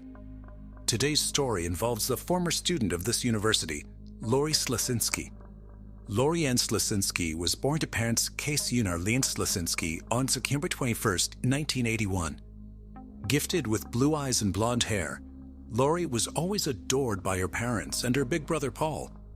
The family was originally from New York State, but later moved south to the rural Alabama farm country near the town of Auburn when Lori was just 13 years old. As a country girl being raised with animals, Lori was an avid animal lover. According to her friends, Lori was absolutely beautiful. She loved spending time with friends, watching movies, riding her bicycle, and playing video games. In addition to all that fun, she was also very studious, and her family tried to support her as much as they could. After finishing high school, Lori enrolled in nearby Auburn University, where she majored in psychology with a minor in criminology. Her parents bought her a mobile home so that she could live off campus in a manicured trailer park that was popular with students. She was living alone with her beloved dog, Peanut, a Yorkshire Terrier. Her close bond with her family remained intact, with her mother calling every day to check up on her. In 2005, she graduated with honors from Auburn University. Soon after graduation, she took up a job in the East Alabama Mental Health Center while still living in the trailer park. She also made plans to go for her master's degree in psychology in the near future. Lori's family was proud of her achievements, unaware of any foreshadowing of evil that was looming over her head. On June 10, 2006, 24-year-old Lori had made plans for a girls' night at her best friend Lindsey Braun's house. They had plans to have a few drinks and watch a movie. Lori first met Lindsey in their junior year at Auburn University. Already impressed by Lori's sweet, charming, and outgoing personality, the two girls became friends. The bond only grew stronger when they had both got a job at the same mental health facility after completing graduation. Around 6:30 p.m. on June 10th, Lori called Lindsey saying that she had to stop at the store, and then she'd head over to her house for the movie night. Unfortunately, she would never make it there. Lindsey grew worried when she did not hear from Lori again that night or the following day. She called Lori several times and left messages on her home answering machine, but she never heard back from her. When Lori did not show up at her workplace on Monday, June 12th, Lindsey's concerns skyrocketed. It was very unusual for Lori to miss work and not inform anyone. After another no-show at work on the following Tuesday, June 13th, Lindsey, along with another co-worker, went to Lori's house to check on her. When they reached the trailer home, Lindsey could not find Lori anywhere. Upon entering, she found the door unlocked and the AC on, which was pretty surprising. She also observed that Lori's dog Peanut was inside his crate. He looked well-nourished and happy, as if someone was taking care of him. Amazingly, his crate was unsoiled, even though Lori had been missing for several days at that point. Lindsey felt that something was amiss, as it was unlike Lori to leave her beloved pet alone, unattended. Lindsey remembered that Lori had placed 3 rugs on her kitchen floor as the dog refused to walk on the tile. These rugs were missing, along with the outside trash can, when Lindsey entered. Later that same day, June 13, 2006, Lori's mother, Arlene, got a call from her workplace regarding Lori missing work 2 days in a row. Arlene immediately tried to call her, but could not get a hold of her. Afraid for her daughter's well-being, Arlene immediately left for Auburn after alerting her husband Casey of their daughter's disappearance. Upon arrival, she entered Lori's trailer and found a disturbing scene. She noticed the door was slightly ajar and her bed was perfectly made, but there was no sign of Lori. Her car was also missing. With a closer look, she noticed Lori's kitchen rugs, a pillow from a couch, a Galileo thermometer, a green trash can that Lori put a rake and shovel in, and the phone cord for her landline were all gone. Alarm bells rang as Arlene instantly realized something was horribly wrong. She officially reported her daughter missing, while still hoping that she would show up eventually. As the initial investigation was launched and police scanned through Lori's trailer home, they could not find any significant evidence that could link a possible suspect. However, they noticed there were obvious signs of a struggle and scuff marks on the wall. There was semen discovered on Lori's bedsheet, and traces of blood were also found on the doorknob. A coat hanger and a single golden hoop earring were also found at the scene. Police would soon recover surveillance footage on June 10, 2006, showing Lori stopping at an Alabama Walmart. That was the last known sighting of Lori, and nobody had any clue what happened to her after that. A tip would, however, soon come in later that afternoon. Arlene got a phone call from one of Lori's friends, 25-year-old Daryl Richard Ennis, who was commonly referred to as Rick. Rick told Arlene that he met Lori the day she went missing, and he thought she might have gone off to make a drug deal. Lori had met Rick Ennis at a bowling alley where he worked. She often hung out there when she was still a student. Arlene knew him because Lori invited him to spend Christmas with Lori's family in 2005. Lori felt bad for him, having no family of his own. However, Arlene could not believe what Ennis was claiming, despite her daughter's close friendship with him. She did not believe that Lori would ever be involved in drug dealing. She thought that he was simply lying through his teeth, but didn't have any clue as to why. Police were also given this information by Ennis himself, yet before they could act on it, a terrifying discovery was made. On June 14, 2006, 4 days after Lori's disappearance, at approximately 4:40 a.m., her car was found fully ablaze on an impasse near the bowling alley where Rick had previously been employed. From that point on, the investigation shifted from a missing persons case to a possible homicide. According to investigators, the fire destroyed any traces of evidence that would have possibly been found inside the car. However, Lori was not inside the vehicle at the time it was burnt. A hand-rolled cigarette was on the ground near the car. A gas can was also found close by in the woods. The incident horrified Lori's family, and they were almost certain now that something very bad had happened to her. Investigating the information Ennis provided to Arlene was their only clue at the time. When Ennis was brought in for questioning, he repeated the same story he told Arlene, only adding more details this time. Ennis claimed that he and Lori grew marijuana together. According to him, Lori might have gone off to sell her share of the weed they grew together. He also added that Lori could have been dealing with shady people. Police raided Lori's trailer. However, even after a thorough search, the police were unable to find any evidence of Lori dealing drugs. During the interview, investigators also took notice several scratches on Rick's hands and arms, which he claimed came from his dog. More concerning things came to light when investigators talked to Lindsay. As per Lindsay's account, she had heard Rick Ennis speaking in the background when she and Lori last spoke on the phone the day she vanished. Since Ennis was known to be a friend of Lori, Lindsay did not think much of it at the time. Lindsay claimed that when she texted Rick inquiring about Lori's whereabouts, he said that she was fine when he left her. Lindsay also informed the investigators that before her disappearance, Lori had told her that Rick had written a love letter to her. His feelings for her were not reciprocated. Lindsay also claimed that Lori told her that she was not romantically attracted to Rick and was going to have a conversation about it with him. Later, investigators found out that Ennis told her friends about his letter and Lori's rejection. When police re-interviewed him to confront him with the new information they collected from Lindsay, he admitted meeting her hours before her disappearance, but insisted that Lori was perfectly fine and was preparing to go to the store when he left her house. However, investigators discovered several inconsistencies in his statement. Investigators began focusing on Rick Ennis as their prime suspect.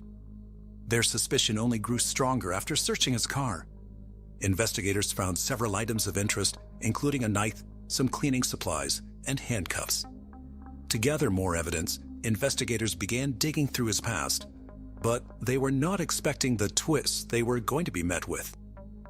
Looking through the unimaginably dark past of Rick Ennis, investigators discovered that he had actually murdered his mother and stepfather when he was only 12 years of age. On March 3, 1993, just 10 months after their marriage, Ennis had beaten his mother, who was known as a sweet church-going lady, to death with a baseball bat after shooting her in the face in their trailer in North Montgomery, Alabama, where they lived. Ennis's stepfather, Eddie Joe Flowers, who was known as Elvis because of his sideburns and vibrant personality, was met with the same fate as his wife. After murdering his mother, Rick shot him in the face using a shotgun when Eddie came home from work. After the murder, Ennis drove the family car and crashed into a fence on the side of the highway. Alabama State Trooper John Clark stopped Ennis walking along the highway. When he asked him where his parents were, Ennis told him that he'd killed them. As Detective Clark searched the backpack the young boy was carrying, he found a kitchen knife and some ammunition for a 12-gauge shotgun, as well as for a .22 caliber. When asked why he killed his parents, the emotionless 12-year-old Ennis told the cops that he was mad that his parents planned to move. He said he didn't want to leave the school. For 2 days, investigators believed he lived with their bodies while continuing to go to school. He further confessed about his future plans to kill his 3 stepsisters, which further shocked the investigators at the time. Although his murders were nothing short of gruesome, due to his age, he could not be tried as an adult. As a minor at the time, he was sent to jail for 9 years for the double murder. After he was released, he moved to Auburn, where he then met Lois Lisinski. After Lois' disappearance, Rick Ennis was the prime suspect in the case. However, in spite of Ennis's past and loads of circumstantial evidence, it was impossible to charge Ennis for Lois' murder without Lois' body or any direct evidence. Ennis left Auburn just weeks after his interview with detectives and moved elsewhere, finally ending up in Huntsville, Alabama in 2007. By then, though, Loris' case had gone cold. After moving to Huntsville, he soon moved in with a roommate, Abram Sissons. Abram noticed that Ennis brought kitchen rugs with them, which he claimed were a gift from Lori. He also told Abram that he was in love with a woman in Auburn who disappeared without a trace, but did not mention her name. Abram found nothing unusual in these conversations until he learned about Ennis's dark past. He then asked Ennis to leave immediately. Abram later claimed that when he returned to his apartment, it was completely trashed. However, the police recovered the rugs, one of which tested positive for Ennis's blood. Abram also claimed later that he saw a Galileo thermometer in Ennis's room before he moved in with him, the same kind that was missing from Lori's home. Sadly, the police could still not link Ennis to Lori's murder at this time. As their prime suspect remained at large, the case remained unsolved, while Lori's devastated family waited for answers. For years, this case had no updates. Then, in 2016, after a decade, Mark Whitaker, a special agent of the Alabama State Bureau of Investigation, opened a cold case unit and started reinvestigating Lori's disappearance along with his team, which included his longtime partner, Agent J.W. Barnes. Lori's case was their first project, and they began revisiting the evidence, sending some of the items to forensic labs for testing, and conducting several interviews and re-interviews. After the re-examination of the evidence, Ennis naturally became his main suspect.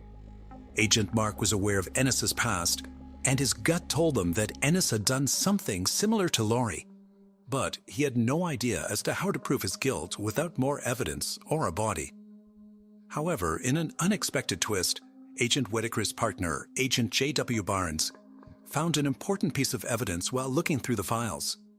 He discovered a report in an envelope that had not been opened for 10 years. After Lois' disappearance in 2006, police collected evidence from the trailer, but no one followed up with it until the results came in. The results showed that semen found on Lori's bedsheet and blood on the interior side of the front door contained Rick Ennis's DNA. After organizing all the evidence, investigators built a strong case against Rick Ennis and were eventually able to get an indictment order in 2018. By this time, Ennis was happily engaged to a school librarian named Alana Atkinson and was living in Pilot, Virginia. There, he was working for a company that designed and built portable living structures called yurts. On August 6, 2018, on his 38th birthday, 12 years after Lois Lisinski went missing from Auburn, Rick Ennis was arrested by a task force of U.S. Marshals. While it came as a relief to Lori's family, Ennis's fiancée and co-workers were shocked by this turn of events. After being arrested on 2 counts of capital murder, his trial was postponed due to COVID-19. The trial finally began on April 1, 2022. While the prosecution presented all the evidence that suggested Ennis's involvement in the crime, including the cigarette butt in Lori's bedsheet containing his DNA, the defense argued that police could have taken the cigarette from Ennis's home and planted it at the crime scene. They also attacked Lois Lisinski's character by trying to portray her as a drug dealer. To explain how his DNA got on the bedsheet, Rick claimed that he had consensual sex with Lori before her disappearance, suggesting that they were still intimate despite Lori's rejection of his advances. However, his story did not seem very convincing, especially when 2 more witnesses came forward with jaw-dropping information.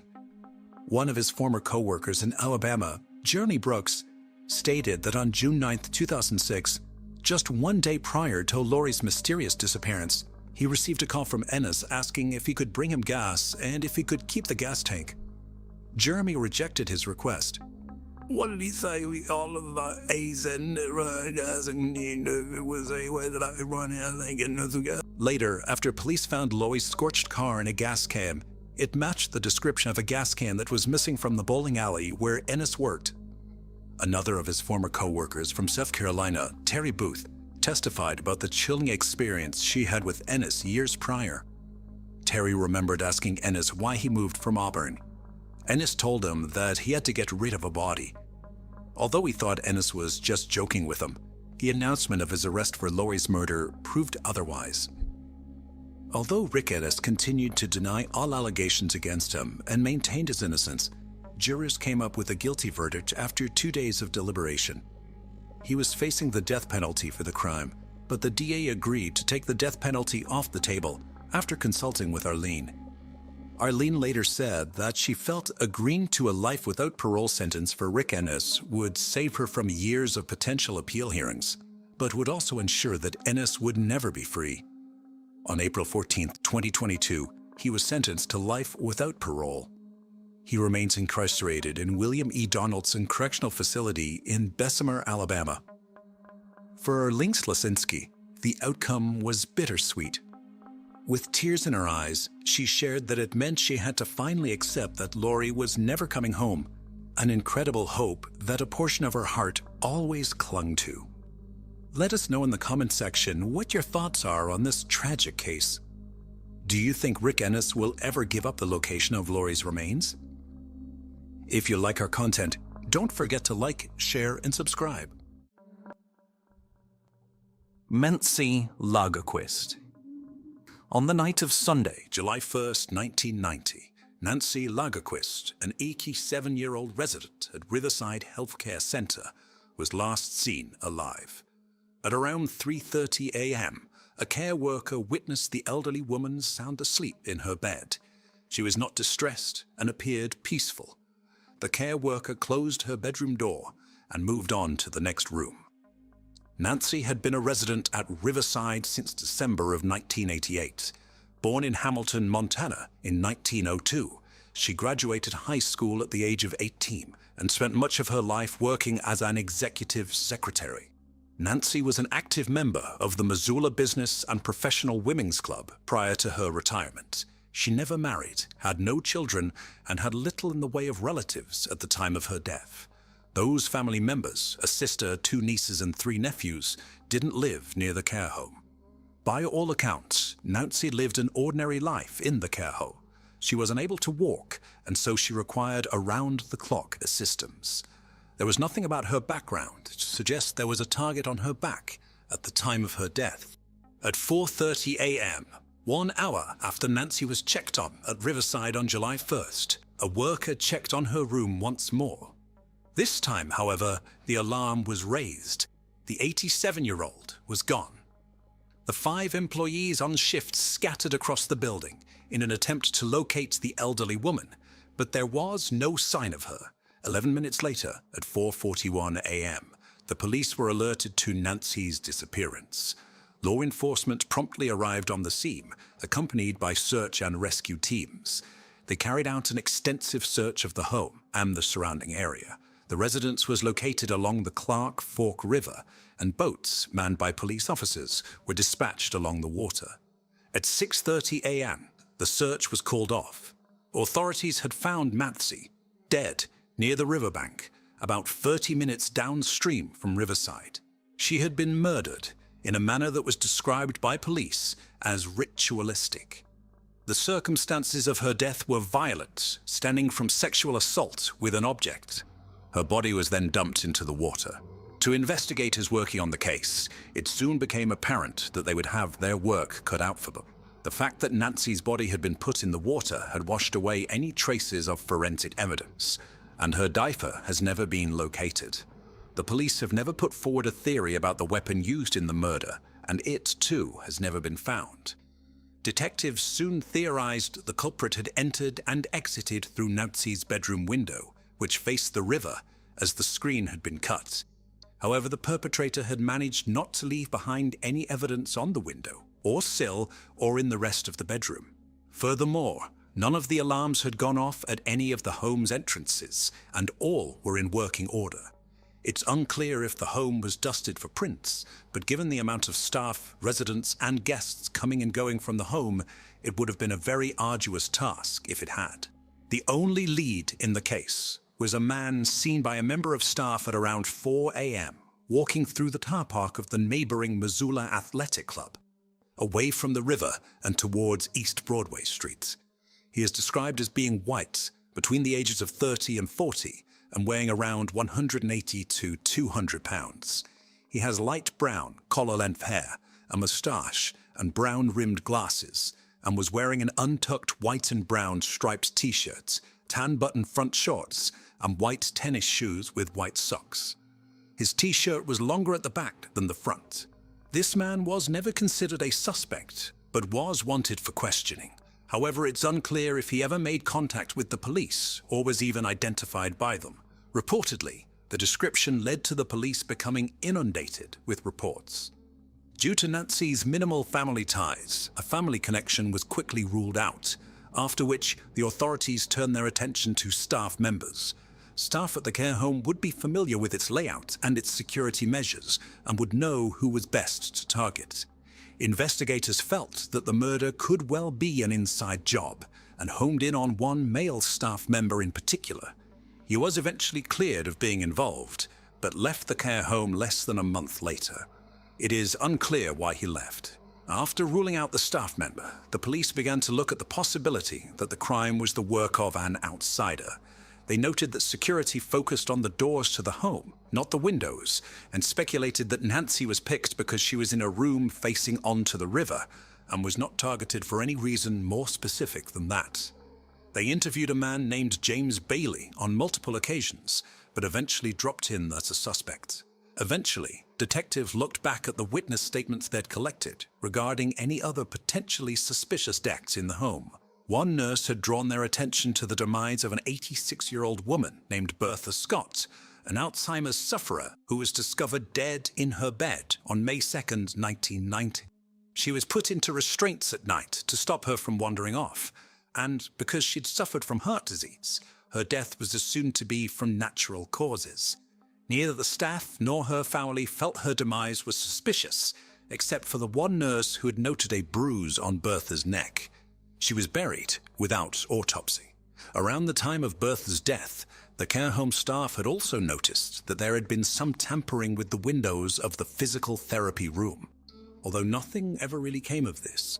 On the back of the nurse's comments, the police decided to exhume Bertha's body and double-check her cause of death. Her family was shocked when the police announced that she had actually been raped before being strangled to death. Bertha's life was rather different from Nancy's. She had been born in Pennsylvania in 1904 and was married 20 years later. She had moved to Missoula just 2 years before her death so that she could be closer to one of her surviving children. 4 of her 6 children had died before her, though she was succeeded by a vast number of grandchildren. During Bertha's medical examination, it was discovered that semen had been left behind. Although a sample was collected, it was too degraded to produce a DNA profile which would help the police find her killer. From here, both cases grew cold. In 1992, a man at another care home was arrested for sexually assaulting one of the residents. However, he was in prison at the time of the murders.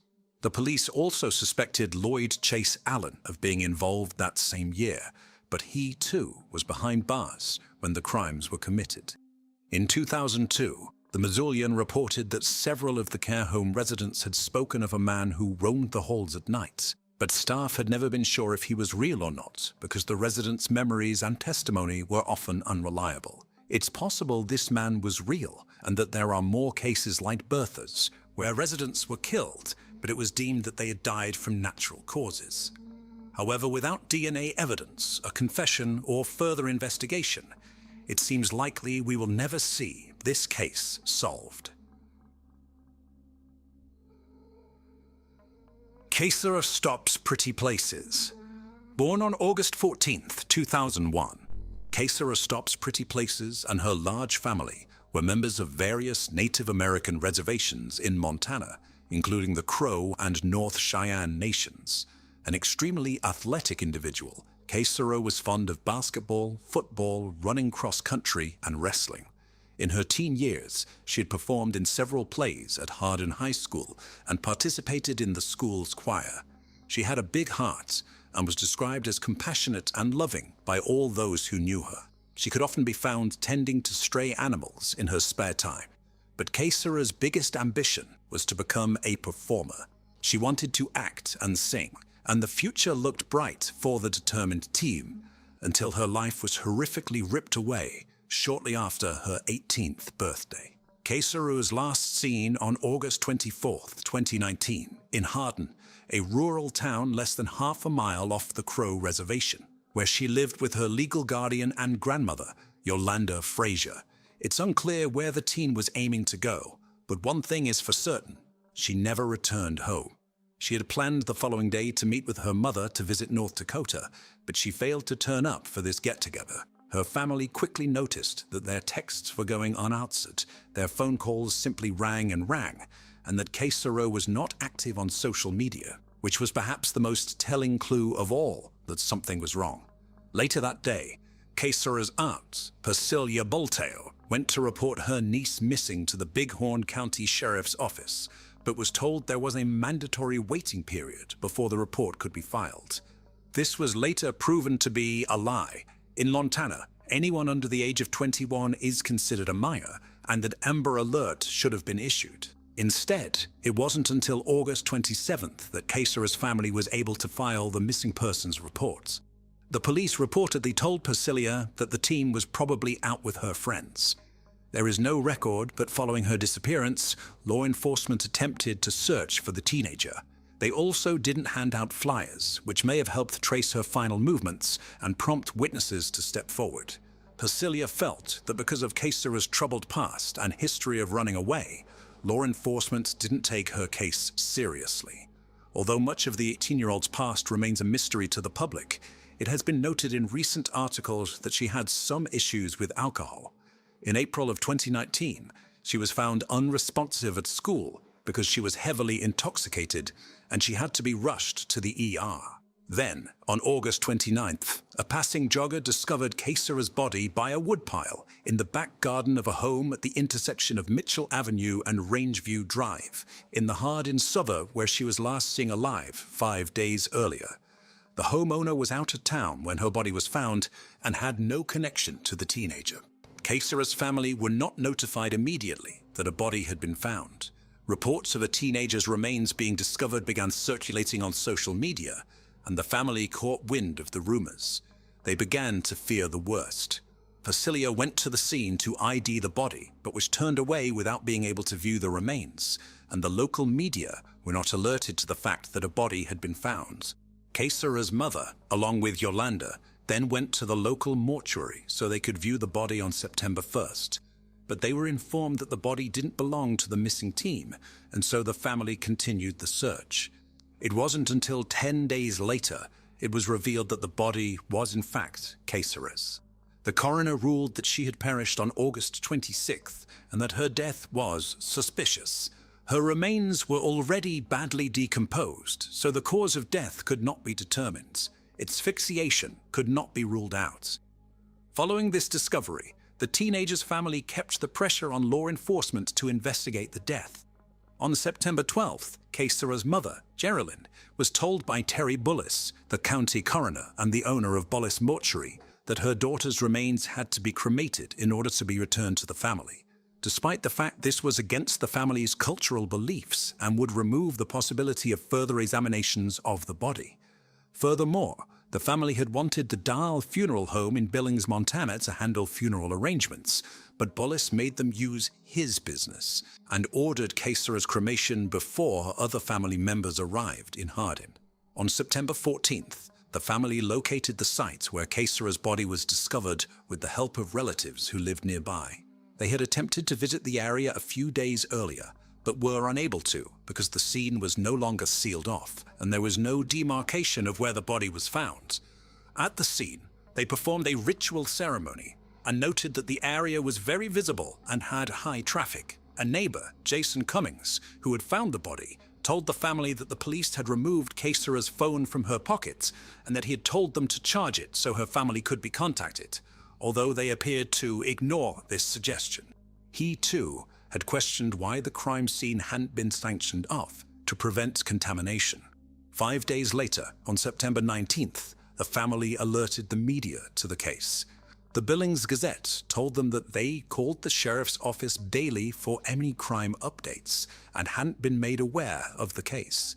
That same day, Yolanda, along with Caesar's father Alan, went to meet up with Captain Mike Fuss of the Bighorn Sheriff County's office. When they asked why Fuss had not made contact with the family or returned their calls, he told them he had been preoccupied with other cases.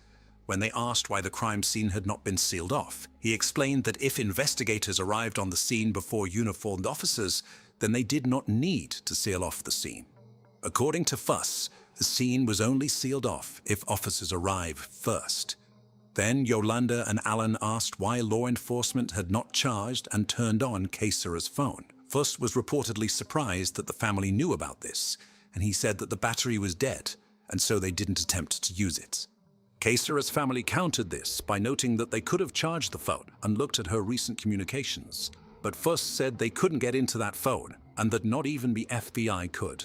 Furthermore, Fuss implied that Caesar had died from alcohol poisoning where she was found, and seemed angry when the family told him they were offering a $5,000 reward for any information.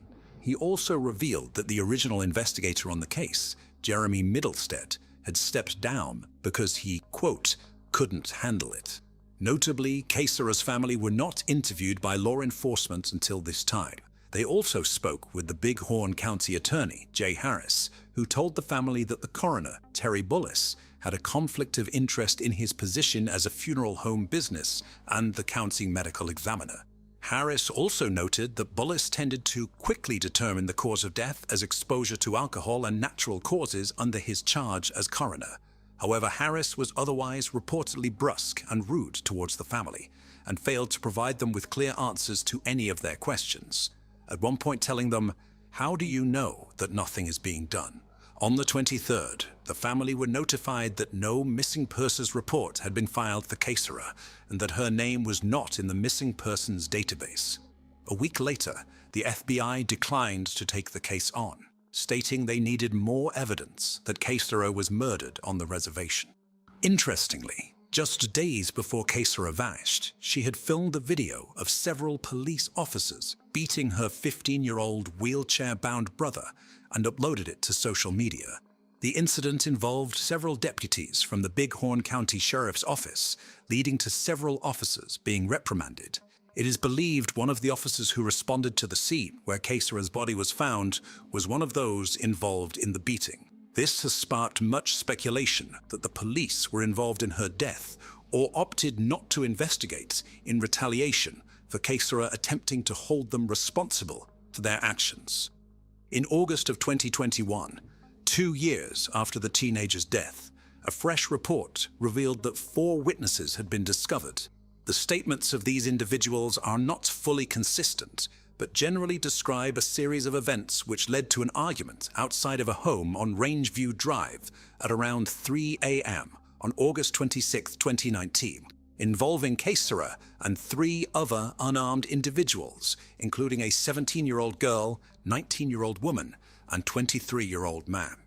Some reports mentioned that Caesara had been hanging out at the house and that an occupant had purchased alcohol for her.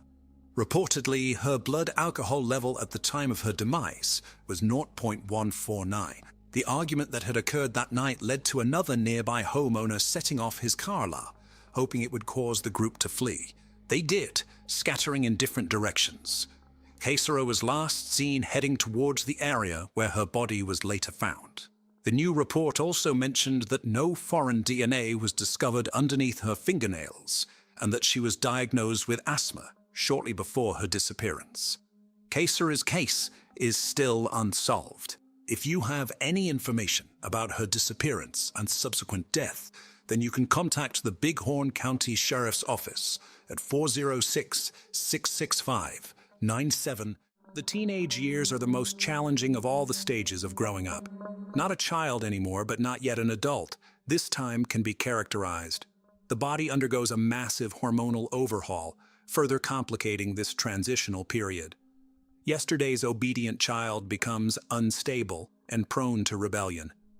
A teenager's worldview is a picture of contrasts, consisting of black and white tones. The prevailing color in the teen's judgments and actions largely depends on their environment. The story we're about to discuss occurred in Medicine Hat, in the southeast of Alberta, Canada.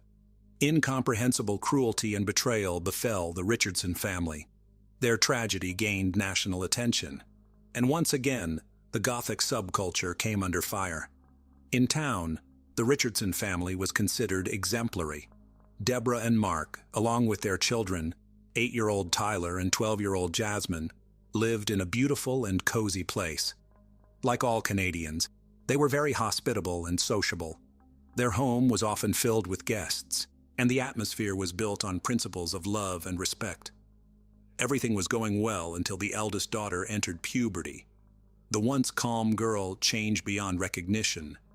First and foremost, Jasmine's character changed. She became bold and frivolous. Conflicts between her and her parents began to occur, and her academic performance dropped. Secondly, her preferences in music and clothing transformed. Whereas she previously enjoyed modern pop, she now took an interest in heavy rock. Bright colors in clothing were replaced by shades of gray and black, and her dressing style became provocative. Jasmine wanted to appeal to boys, so she began to emphasize her rounded shapes. Her interaction with former friends noticeably decreased. She began to spend more time alone in front of her computer screen. The door to her room was often closed. With the introduction of the internet at home, she became interested in Gothic themes, dark poetry, criminal psychology, and human anatomy. Miss Richardson even identified herself as a witch, preaching the Wiccan religion. For this purpose, she visited various websites of similar nature, where she found a circle of friends who shared her interests. "Welcome to my tragic world," was the greeting on her social media page. It seemed like a typical adolescence, spiced with excessive dramatism and mysticism. However, the girl became more and more detached from her family. In her profile, she listed a fictitious name and age of 15. She liked older interlocutors, wanting to match them. Her parents tried to support their daughter during this difficult period, suggesting spending time together. They looked for common ground, activities. However, she found this uninteresting.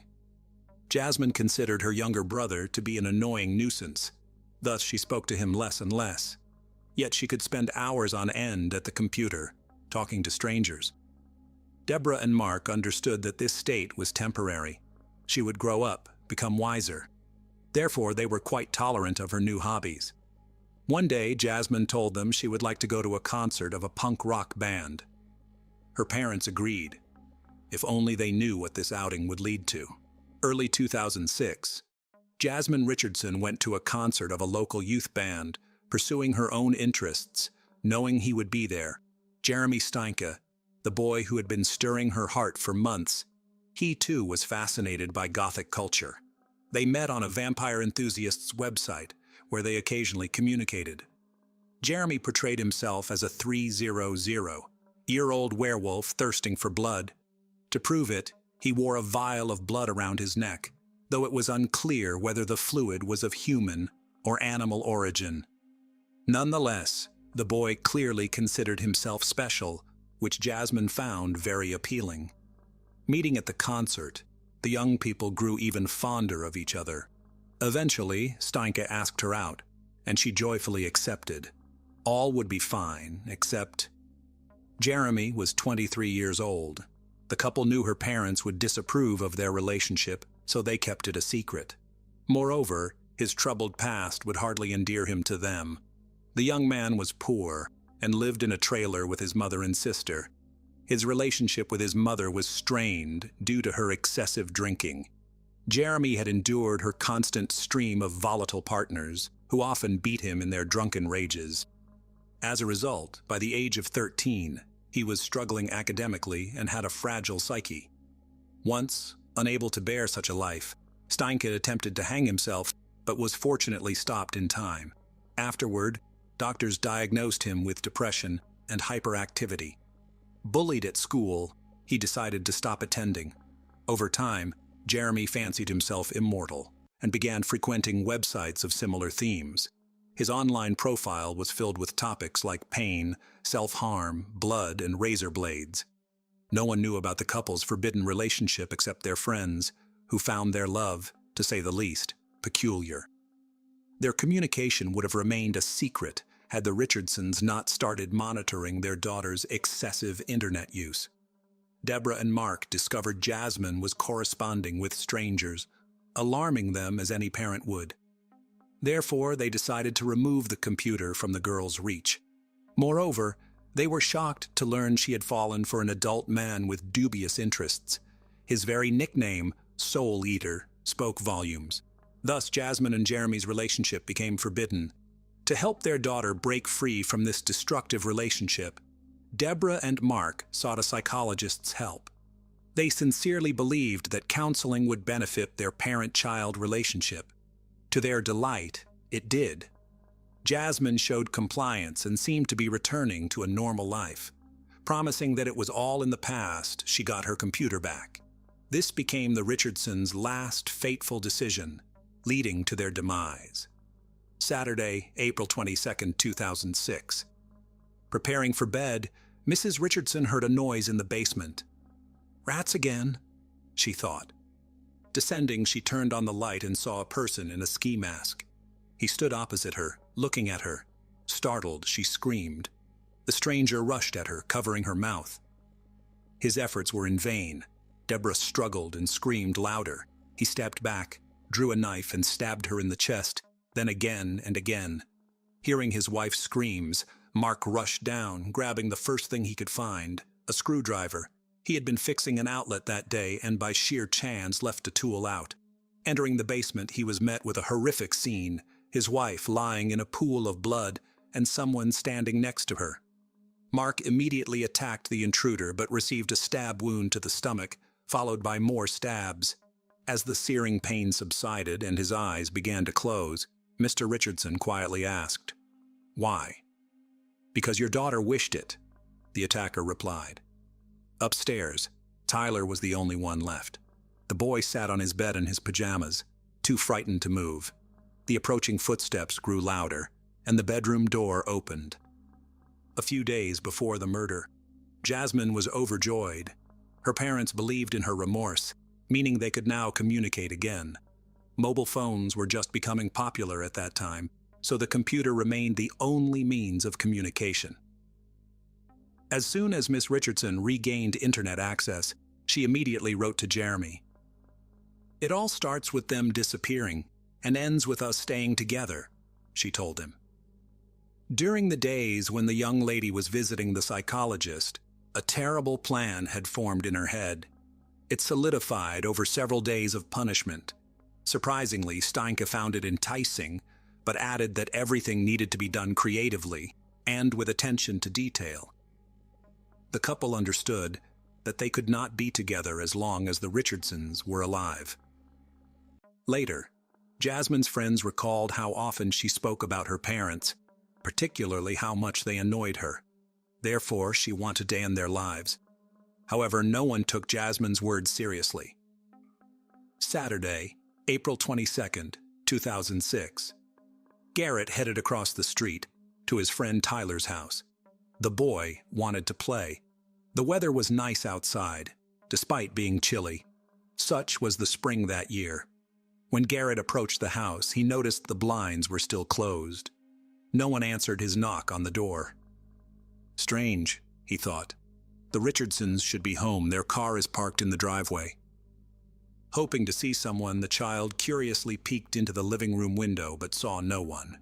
Then, Garrett decided to walk around to the back of the basement, where he often played with Tyler. Peeking through the window, he saw something strange on the floor. It appeared to be two silhouettes in a pool of blood, the boy informed his mother. Skeptical, she decided to check on the family across the street. They approached the house together. Garrett pointed to the window he had looked through earlier. The woman looked in and recoiled in horror. She immediately called emergency services. Something happened at the Richardsons. They seemed to be lying in the basement floor, all in blood, the neighbor reported. The police arrived promptly. Breaking down the front door, they descended to where Garrett and his mother had seen something. Entering the dark basement, the officers had difficulty recognizing the people lying on the ground. Their bodies were mutilated and bloodied. But there was no doubt. It was Mark and Deborah Richardson, and they were deceased. Blood was everywhere, on the floor, walls, even the ceiling. A bloody mess. No other way to describe what was before them. Later, the police searched the house. In the upstairs children's room, they found a small child. The boy lay in bed among toys, splattered with blood with visible knife wounds. The child's throat had been deeply cut. Medicine Hat had never seen such horror. One officer said, "It will take me decades to forget what I saw today." After the house was searched, the police realized one family member was missing. The Richardsons' eldest daughter was gone. Officers worried she might be in danger. Everything indicated the attack occurred in the basement and the child's room. The rest of the house was undisturbed, and at first glance, nothing was missing. The state of the bodies suggested the crime occurred the previous night. Apparently, the perpetrator broke into the house and attacked the boy and his parents. Then what happened to Jasmine, and where was she? The police began to construct theories about what had happened. Perhaps by some stroke of luck, the girl was somewhere outside the home, safe. Or the perpetrator had abducted her and was now harming her, or maybe a ransom demand from relatives would come with time. However, as time passed, there were no clear answers. Soon, detectives turned to the media, requesting help in the search for the missing girl. They hoped Jasmine would make contact, or someone would provide valuable information. Meanwhile, the investigation into the crime continued. Investigators interviewed relatives, friends, and colleagues about all aspects of the slain family's life. Did they have any adversaries or enemies capable of such a heinous act? However, the more the investigation progressed, the clearer it became. There was no reason to wish death upon anyone in the Richardson family. They were truly wonderful people, faithful spouses and loving parents, except for the eldest daughter. Officers learned that the girl had been causing quite a bit of trouble lately. Therefore, the tone of media announcements changed. This time, the investigation wanted to locate a person of interest. It was entirely possible that the girl knew details about the crime, or she might have been involved in it. Considering the suspect's age, the media could no longer publish her real name, as per Canadian law. Thus, news agencies began to refer to Jasmine Richardson as JR. After it became known about her relationship with Jeremy Steinke, the couple was declared wanted. Initially, the search for the young lovers began among their friends and acquaintances, thinking they might be hiding out with them. However, this lead proved to be a dead end for the police, but they did uncover something intriguing. A few hours after the crime, the young couple was spotted at a restaurant and at a party hosted by an acquaintance. Someone from their circle of friends mentioned that Jasmine appeared unchanged. There was no indication she had been abducted or was in a state of shock. She was drinking and having fun. When friends asked how they managed to escape from her parents, Jasmine laughed. "Jeremy and I just took care of them." "Yes," the boy agreed. "I carved them up like fish." The party guests laughed, thinking it a grim joke, unaware that the statement was true. The involvement in the crime was also confirmed by a comic found in Jasmine's school locker, where she detailed how she would deal with each of her family members, with her boyfriend as her accomplice. Photos of the suspects were distributed widely. It was only a matter of time before a citizen would step forward with information about their whereabouts. Soon enough, information came in. The couple was spotted in the community of Leader, Saskatchewan, approximately 130 kilometers from Medicine Hat. Caught off guard, Jasmine Richardson and Jeremy Steinke were found sleeping peacefully in a pickup truck. Without resistance, they were taken to the police station. Naturally, the couple was interrogated separately, starting with Jasmine. She shared that she was deeply in love with Steinke, and he reciprocated her feelings. However, the difference in age and social status was a barrier between them. According to Jasmine, the Richardsons would never have accepted their relationship. Therefore, Jeremy committed the ultimate act of love. He ended her parents' lives, providing them the chance to be together. When detectives asked if Jasmine was involved in the crime, she said, "I wasn't home when the crimes occurred. I didn't know about what had happened. After I found out, I accepted it. I loved Jeremy very much, so I ran away with him. Detectives needed to determine who was the main instigator.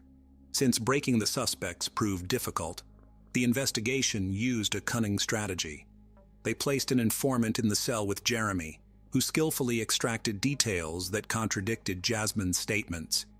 Jeremy confessed to the informant that the plan to end her parents' lives was Jasmine's idea. Initially, he was not supportive, but agreed after they discovered the forbidden love and took away her computer. I took care of Deborah and Mark Richardson, and Jasmine took care of her younger brother herself. She literally begged me to leave Tyler for her, though I was glad to settle scores with all of them. Jeremy cruelly revealed. After this confession, investigators confronted Miss Richardson with the recording.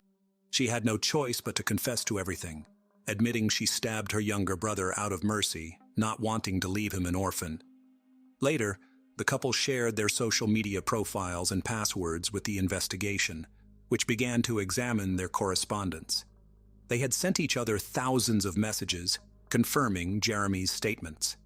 Jasmine indeed conceived the plan on her own. Steinke wrote that Jasmine was the only person who supported and approved of his tastes, replacing the society he felt alienated from. Fearing he would lose her, he helped realize the dreadful idea. I want to slit their throats. They will regret what they have done, especially when I make sure they're gone. They'll pay for the insults. Finally, there will be silence.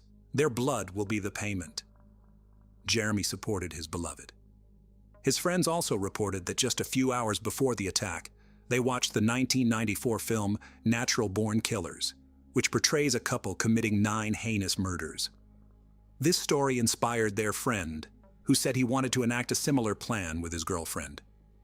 "I think it's the best love story of all time," Steinke said. With sufficient evidence at hand, the suspects were charged with 3 counts of homicide.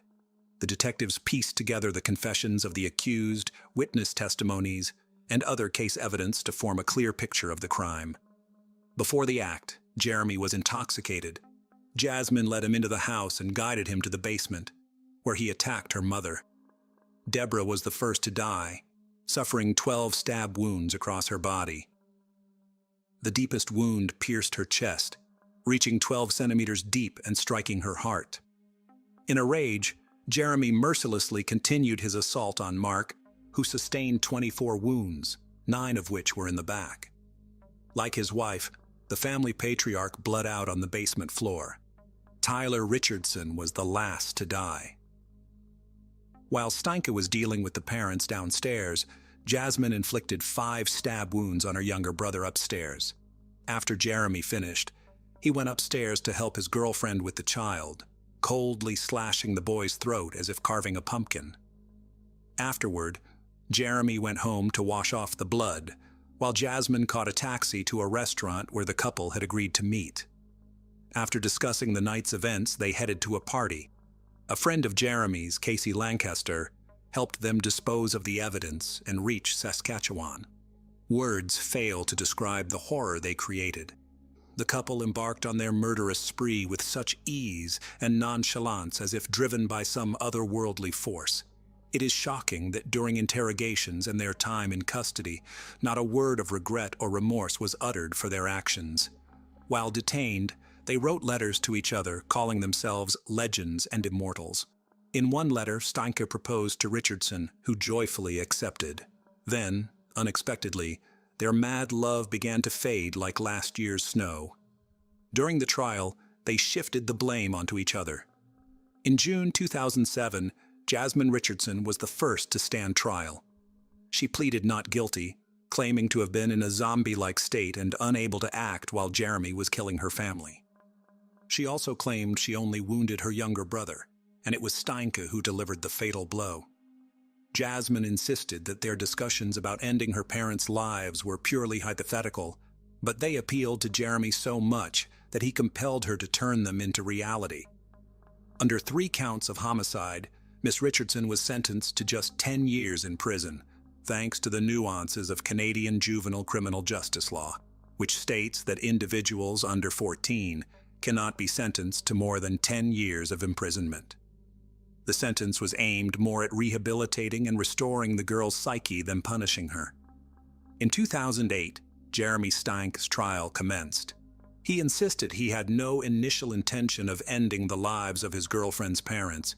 However, once discovered in the basement, he felt compelled to attack. He claimed he did not harm Tyler, suggesting Jasmine was responsible while he merely watched from the doorway. The defense argued that Jasmine had intentionally seduced him, wishing for him to free her from her parents' strict control. Some friends testified that Jeremy had sought their help with the act, driven by his fear of losing Jasmine to the extent of being willing to do anything. The lawyers also requested the charges be reduced to manslaughter, arguing Steinke was under the influence of substances at the time of the act. Steinke's inconsistencies emerged when, asked by the prosecution why he committed the act, he replied, "When you find your other half, you do whatever it takes for them." Throughout the trial, he remained indifferent to the proceedings, but broke down when Jacqueline May, his mother, testified in his defense. She admitted to bearing significant guilt for his upbringing, as he was often attacked by her partners, subjected to beatings and rejection.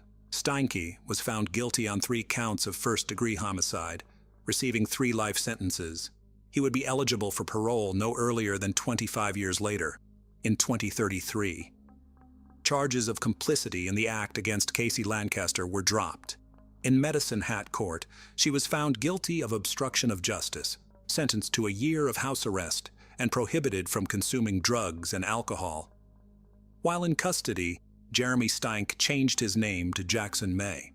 Jasmine Richardson's 10-year sentence included 4 years in a psychiatric facility, where she was diagnosed with conduct disorder and oppositional defiant disorder, indicative of a refusal to follow rules and socially unacceptable behavior, typically more associated with children than adults.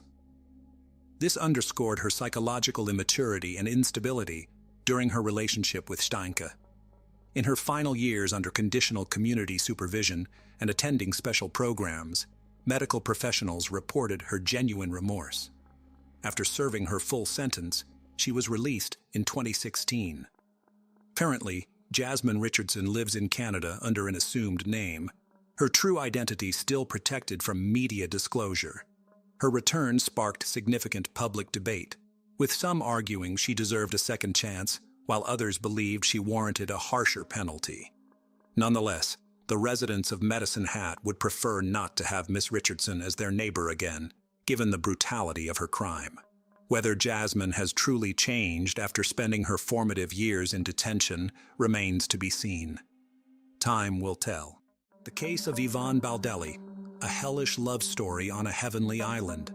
Sometimes the search for paradise on Earth can lead one straight into a real-life hell from which escape is impossible. However, it's only fair to note that a significant factor in this journey is who accompanies you in search of this paradise. Choosing a companion should always be done with the utmost care and caution. Yet sometimes, even the person who seems closest and dearest can turn into a true, merciless monster.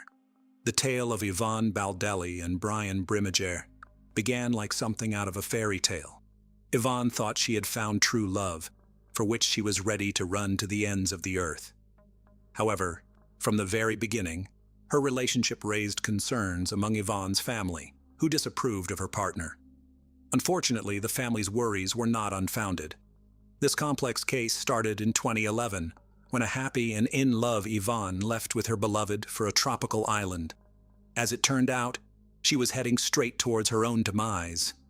Only several years later, disfigured fragments of her body were discovered in the swamp, bagged alongside the remains of her cherished pets.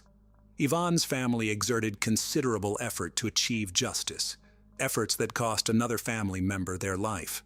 Who was Yvonne Baldelli? Yvonne Olivia Baldelli, May Fold, was born on June 30, 1969, in a small town in the southern part of sunny California. She was the third and youngest child of Marjorie and James Fold, growing up alongside her older brother Michael and sister Michelle, with whom she shared a particularly close bond from childhood. When Yvonne was 13, her mother passed away after a long illness. A year later, her father remarried to Lillian Faust, and the grown children developed wonderful relationships with their stepmother, a kind and caring woman who loved her husband's children as her own. Yvonne received a solid education and explored several career paths, but her main passion was always fashion design, and she dreamed of turning her hobby into a profitable business. However, luck never seemed to be on her side when it came to her personal life. She was married twice, but both marriages ended in separation. Additionally, a surgery she underwent in her youth, followed by complications, left Yvonne unable to have children. After divorcing her second husband, Kevin Baldelli, in 2007, Yvonne lived alone in her small apartment with her beloved dog, whom she affectionately called her child. She remained in constant contact with her father and sister, calling them almost daily and making an effort to see her family at least once a month. Meeting Brian and the love triangle. In 2009, as Yvonne was preparing to celebrate her 40th birthday, she met a Marine named Brian Brimmager. At that time, he was legally married and raising a young son with his wife. Despite this, Brian was open to having an affair and shared with his mistress how unhappy he was in his marriage, claiming he hadn't filed for divorce solely because of his child, whom he didn't want to distress. Baldelli fell for this fit and handsome man at first sight and believed every word he said. Having experienced the pain of a loveless marriage herself, and knowing how hard it can be to leave such a relationship, she didn't rush her partner, believing that the presence of a child was indeed the main obstacle. However, Brian wasn't as straightforward and sincere as he appeared. From a young age, his attractive looks had made him very popular with the opposite sex. He was accustomed to juggling multiple relationships simultaneously and expertly deceived the women who fell for him, promising each one marriage, a family, and eternal love. It soon came to light that the married Brimmager was not only seeing Yvonne, but also had another mistress. This other woman was Christine Verhoeven, a stunning blonde with extensive connections. She was an analyst at the White House and had made a remarkable career during George W. Bush Jr.'s administration. When Yvonne discovered the existence of another rival, she decided to confront the issue head-on and was ready to fight for the man she loved. Gathering her courage, she called her lover's wife to inform her that Brian was cheating on her with not just one, but two women. This revelation sparked a major scandal, forcing Brian to make a difficult choice. Eventually, he chose Yvonne, though it's possible she pressured him into making this decision. A few months later, Brian officially divorced his wife and moved in with his new love interest. At that time, he was still serving in the Marines, but had been contemplating ending his military career for a while. The couple seemed genuinely happy, but Yvonne's relatives remained wary of her new partner, doubting the sincerity of his feelings. Moving to a tropical paradise. In the summer of 2011, Brian began to talk about radically changing his life, leaving the service, moving away from the bustling city, and settling down on the tropical island.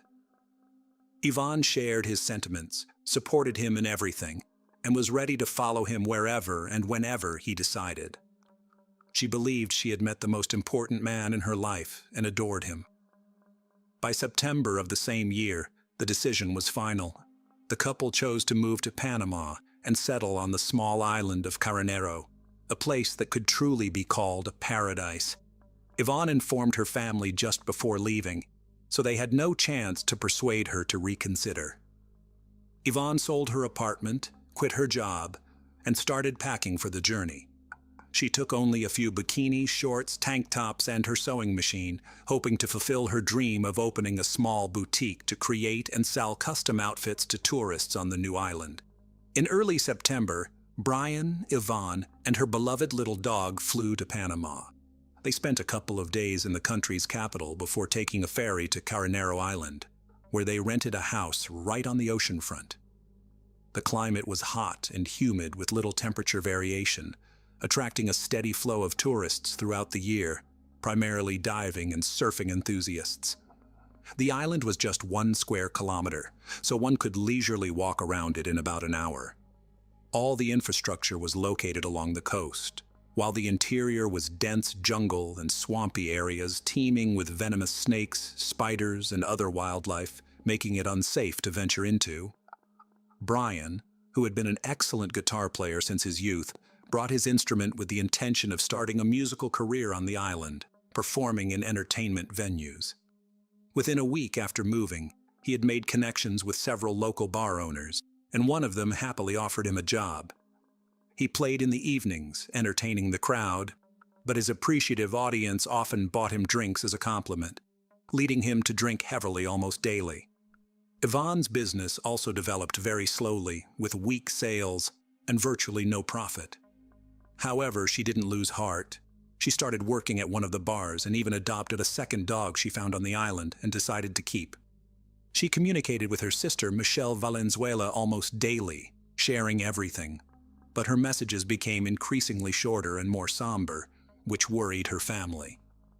The first few months on the island seemed like paradise to the couple. Yvonne hoped that Brian would propose, and they would have a romantic wedding ceremony on the ocean shore. But time passed. Brian didn't rush into marriage, and their relationship rapidly deteriorated. The mysterious disappearance. In early December, Michelle stopped receiving messages from Yvonne, which raised her concern significantly. Then, on December 14, 2011, Brian unexpectedly called Michelle, inquiring when he could stop by to pick up his SUV, which he had left in her garage before heading to Panama. This call and question caught Michelle off guard. It meant Brian had returned to the U.S. and wanted to retrieve his vehicle. But where was Yvonne? Why hadn't she come back or even called? In response, Brian claimed he had explained everything in an email sent a few days earlier. He also mentioned that his now ex-girlfriend had supposedly sent her a message explaining the situation. Michelle checked her messages but found nothing, so she turned to her email. Indeed, there were 2 unread messages, one from her sister and one from her boyfriend. In his message, Brian stated that Yvonne had left him, running off with a new lover to Costa Rica. The other message, supposedly from Yvonne, claimed she had left Brian upon discovering his infidelity and learning that another woman had given birth to his child. It concluded with her saying she had met another man and gone to Costa Rica with him. The other woman turned out to be Brian's old friend, Christine Verhoeven, with whom he had been involved all along, and who was pregnant with his child when he and Yvonne flew to Panama. At first glance, everything seemed plausible and logical, especially since Yvonne couldn't have children. The news that her partner had fathered a child with someone else could have been devastating for her. However, Yvonne wasn't known for impulsive actions, and she would have certainly called her sister to discuss such significant changes in her life. Moreover, the tone of the supposed message from Yvonne was somewhat odd and unlike her previous communications, which raised further suspicions. When Michelle tried to determine her sister's current whereabouts, she couldn't get any concrete information. Calls went unanswered, and the messages that came through were brief and detached, saying things like, "I'm okay. I need some time. I'm not ready to talk about this." Michelle suggested that Brian should join her in filing a missing persons report. Brian appeared nervous but insisted it wasn't necessary, claiming Yvonne was fine, capable of taking care of herself, and would decide when to come home on her own. Despite Brian's reluctance even to discuss the matter and his hasty departure after picking up his vehicle, a message from Yvonne's phone soon arrived, stating she planned to return home in January for their father's birthday. This message provided Michelle with some relief, and she decided to wait a few more weeks, hoping Yvonne would return as indicated in the message. Search efforts and surprising discoveries. By mid-January, not only had Yvonne not returned home, but she also hadn't called even once during that time, and her messages had completely stopped. Moreover, Michelle was shocked to learn that Brian had gotten married to the mother of his child, Christine Verhoeven, right before the new year, which seemed very odd since he had parted ways with his former girlfriend just a few weeks before the celebration. Concerned, Michelle finally went to the police and reported her sister missing, suspecting that Yvonne had not gone to Costa Rica. An official inquiry sent to Panama confirmed her fears. It was definitively established that Yvonne Baldelli had not left the country. Valenzuela then turned to her cousin, a programmer, to help trace the IP address from which Yvonne's messages were sent, determining their actual origin. It turned out the emails, supposedly sent by Yvonne from Costa Rica in December, were actually sent from Dana Point, California, where Brian was located. The same IP address was used for an email sent by Brian himself. With the situation becoming increasingly alarming, Michelle hurriedly informed the police about her discovery. Valenzuela reached out to the FBI and the State Department, sharing her suspicions that Brian had harmed her sister in Panama, and then continued to send messages from her phone and email, pretending to be her for about a month. However, there was not enough solid evidence at the time to arrest him, so law enforcement could only interview him and continue gathering proof of his guilt. It was revealed that Brian had proposed to Christine while still in Panama with Yvonne. He promised Verhoeven that he would soon return, they would get married, and raise their daughter together. Moreover, Christine was unaware that her child's father had gone to the island with another woman, as he had told her he was there on business. The family's own investigation. 2 months after the woman's disappearance, her sister and niece personally flew to Panama. There, they sought the expertise of Don Winner, a former U.S. intelligence officer turned investigator specializing in locating missing U.S. citizens. They shared the story of Yvonne's disappearance and the version of events provided by Brian. Winner, after listening to them, immediately expressed concern that the chances of Yvonne being alive were slim. With vast experience in such investigations and leveraging his connections, Winner decided to put pressure on the Panamanian government and publicize the case, turning the disappearance of an American woman into international news. A press conference was also organized with the participation of Yvonne's family members. Later, Yvonne's father, stepmother, brother, and several other relatives and close friends arrived in Panama to join the search and assist the investigation. Together, they went to the tropical island of Carimero, combing it thoroughly, yet they found no trace of Baldelli. Their search efforts were hampered by dense undergrowth and swampy marshes teeming with wildlife. In addition, the family questioned the island's residents about how well they knew Brian and Yvonne and what they could say about them. It turned out that the couple had recently been heavily indulging in alcoholic beverages and were frequently involved in loud disputes, unconcerned about those around them. Almost daily, they were seen in bars drinking alcohol and having heated arguments. Furthermore, people began to notice bruises and scratches on Yvonne's face and body. She almost never took off her sunglasses, seemingly to hide the bruises under her eyes. The landlord of the house the couple had rented confirmed that neighbors regularly complained about the noise, screams, and cursing coming from their residence. Simultaneously, FBI agents brought a special team of divers to the island to scour the waters around it for any potential evidence or remains of the missing woman. Unfortunately, these searches too did not yield any success. The prime suspect and the first solid evidence. From the outset, Ryan was the prime suspect in the case, but there was nothing concrete to charge him with. He denied any involvement, consistently recounting the same story about his ex-partner running off with another man. It wasn't until September 21st, 2012, that Brimmager was finally interrogated, and a search was conducted in his home. At the time, his wife Christine was at work, while Brian was unemployed, staying at home with their child and indulging in his favorite pastime, playing golf. Initially, he appeared confident, repeating that Yvonne had left him after finding out about his child with another woman. However, he became visibly nervous when the police mentioned that the last messages sent in Yvonne's name came from his area and expressed interest in examining the laptop found on his table. The seized laptop turned out to belong to Yvonne, with messages sent from it after she supposedly fled.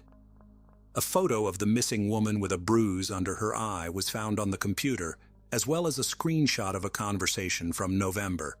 where Brian and Christine discussed their ongoing affair and shared daughter, presumably how Baldelli learned about them.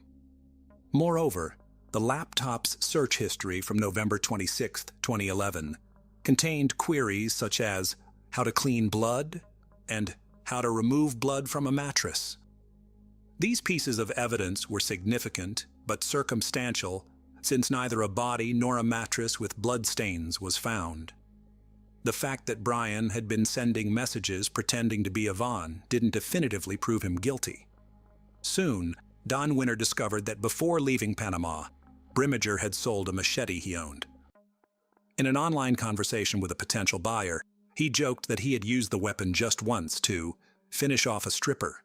The joke was macabre, prompting authorities to track down the new owner of the machete and seize the blade for examination, which initially revealed nothing conclusive. The long-awaited arrest. The police overlooked another crucial detail: Yvonne's bank card, which Brian used after her disappearance. To add credibility to his story, before returning to the States, he decided to make a trip to Costa Rica and use the missing woman's card a couple of times, creating the illusion that she had indeed fled to that country. He paid for his tickets in cash and withdrew money from different locations in San Jose, draining the card before discarding it. However, Brimmager failed to consider that he was captured on surveillance cameras at the ATMs.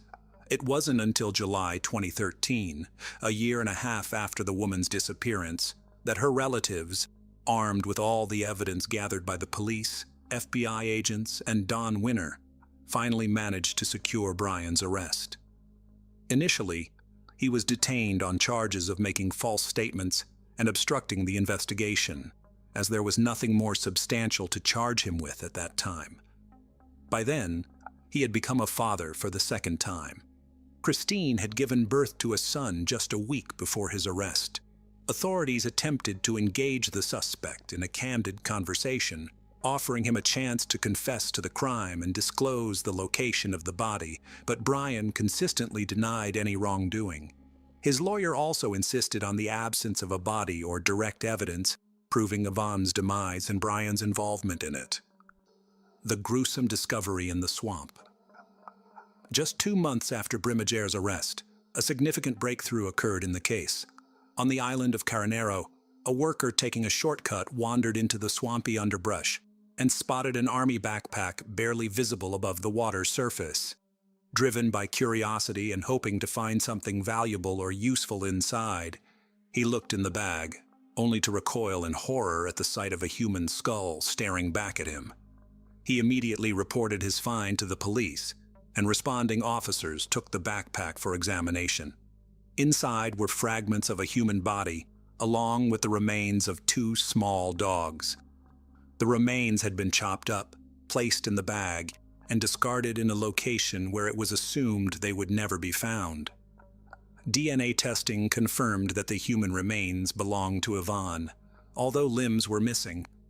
Pathologists also determined that she had been brutally beaten before her demise, with a broken nose, cheekbone, and several missing teeth. The demise of the dogs was probably orchestrated to lend credence to the narrative, as it seemed implausible that she would willingly leave behind her cherished pets on the island, suggesting a scenario where they were eliminated and laid to rest alongside their owner. When the chop marks found on the victim's bones were matched with the blade of the machete, there was no doubt. The body had been dismembered using this weapon, as each blade has its own signature, akin to a person's fingerprints. With this evidence, Brian was formally charged with murder, dismemberment, and concealing a crime. The trial and verdict. In early 2014, Michelle Valenzuela was diagnosed with an advanced stage of aggressive cancer. She had been so consumed by the investigation into her sister's case that she neglected her deteriorating health, postponing visits to the doctor. After undergoing intensive treatment for about 6 months and realizing it was in vain, she decided to dedicate the last months of her life to seeking justice for her sister. In September 2014, when doctors told Michelle she had only a few weeks left, she declared that although she was losing her battle with the disease, she would continue to fight for her sister until her last breath. Choosing to make her testimony in front of Brian, she detailed everything she knew and submitted all their correspondence with Yvonne to the court. She meticulously described Brian's actions after her sister's disappearance and then fainted from weakness. Michelle passed away 3 days later. The prosecution argued that on the evening of November 26th, following another argument with Yvonne, when she discovered Brian's communications with Christine, Brian, in a fit of rage and under the influence of alcohol, assaulted Yvonne and then fatally stabbed her. He then dismembered her body in the bathtub using a machete, also using it to take the live Yvonne's beloved dogs, and placed the remains in his military backpack. The limbs that didn't fit in the bag were dumped in the ocean, dropped off a rocky cliff early in the morning along with the blood-stained mattress. Brian carried the backpack deep into the island and submerged it in a swamp. For the next few weeks, he continued living in the same coastal house, meticulously erasing any evidence of the crime. He told everyone on the island a story about his flighty girlfriend leaving him for a new lover, a story that sounded convincing enough that locals sympathized with Brian. And he even managed to find a new girlfriend, Nicole Powell, who comforted him for a few weeks until his departure to the U.S. However, at the trial, Nicole testified against Brian, accusing him of lying and cruelty. Faced with irrefutable evidence, Brian was forced to admit his guilt, but insisted that it was self-defense, claiming Yvonne had first attacked him with a knife, which he then used against her. He claimed all subsequent actions were carried out in the state of shock, asserting he didn't remember dismembering and packing the body, taking the lives of the dogs, and so forth. However, his internet searches and attempts to eliminate evidence spoke to his full awareness, and attempts to fabricate a story to justify Yvonne's absence. In the spring of 2016, Brian was found guilty of manslaughter and sentenced to only 26 years in prison, with the possibility of parole in 2035. His service in the Marines was considered during sentencing, allowing him to avoid a life sentence. Lastly, Brian's wife, Christine Verhoeven, stated she still believed in her husband's innocence and would support him no matter what. On May 2, 2009, in Wausau, Wisconsin, USA, a terrible crime took place. An 18-year-old girl named Brianna Marie Schneller was the victim. For the small town, such an event was shocking, particularly since the girl's death was the result of actions executed with unimaginable cruelty. However, more shocking than the crime itself was the motive behind it. Brianna had a vibrant personality, loved Mexican cuisine, music, and dancing, and she was fond of roller coasters. She was very diligent and performed well academically. She was the top student at Everest High School in Washington, said Craig and Lori Schneller, her parents. She had a trip planned to Tennessee that summer. The young lady was the only one in the state of Wisconsin who had made it through the qualifying rounds of a competition held by a renowned national non-profit organization for students in professional and technical fields, where she was to present her project. Brianna aspired to pursue higher education in restaurant management and dreamed of someday starting her own business in the food service industry. Therefore, she worked part-time at the El Mezcal restaurant in Rib Mountain to earn money and gain the necessary experience and skills. Friends, colleagues, and even patrons described her as a kind and responsive person. She was just a month away from significant milestones in her life. She was about to graduate from school and marry her beloved 22-year-old Sebastian Ramirez. Initially, her parents objected to their relationship and the age difference. In their view, their daughter had matured too quickly. However, after getting to know the young man better, they trusted him. It was evident that he genuinely loved Brianna and had serious intentions regarding their future together. The couple moved in together, renting an apartment on 12th Avenue in Wausau along with Sebastian's 19-year-old brother, Hugo. Outwardly, it seemed that the trio got along well and lived peacefully. Many envied their friendship. The brothers supported Brianna's interests, as they also worked at a restaurant called El Tequila Salsa in the same area. It is possible that one workday was when Sebastian and Brianna met each other. In any case, No one expected that a horrific tragedy could disrupt the plans and dreams of the two lovers. The morning of May 2nd, 2009 began as usual. Sebastian was the first to rise in the house. He didn't want to wake the girl sweetly sleeping beside him. It was a day off, and she didn't need to rush to school. While the young man was in the shower, Brianna woke up. They exchanged sweet greetings and discussed their plans for the day. Meanwhile, Sebastian tried to wake up Hugo, who had come home in the early morning and had clearly overdone it at a party the night before. After that, Sebastian left for work, which was only a 5-10-minute walk away. His younger brother followed soon after. The girl stayed home alone. She exchanged messages with her mother and then got on with her tasks. That day, Hugo felt restless. He had a headache from too much drinking and regretted overindulging. Struggling to focus, he decided to swap lunch breaks with a colleague, and at 1:20 p.m., he headed home to catch some sleep. When he entered the apartment, nothing seemed unusual at first. However, as he walked further, he noticed a disorder in his brother's and his girlfriend's room. For some reason, Brianna was lying on the floor. Hugo rushed to her and asked what happened, but she did not respond. He didn't immediately notice the blood. The young man moved the towel that had been covering her face and screamed. She was unrecognizably disfigured.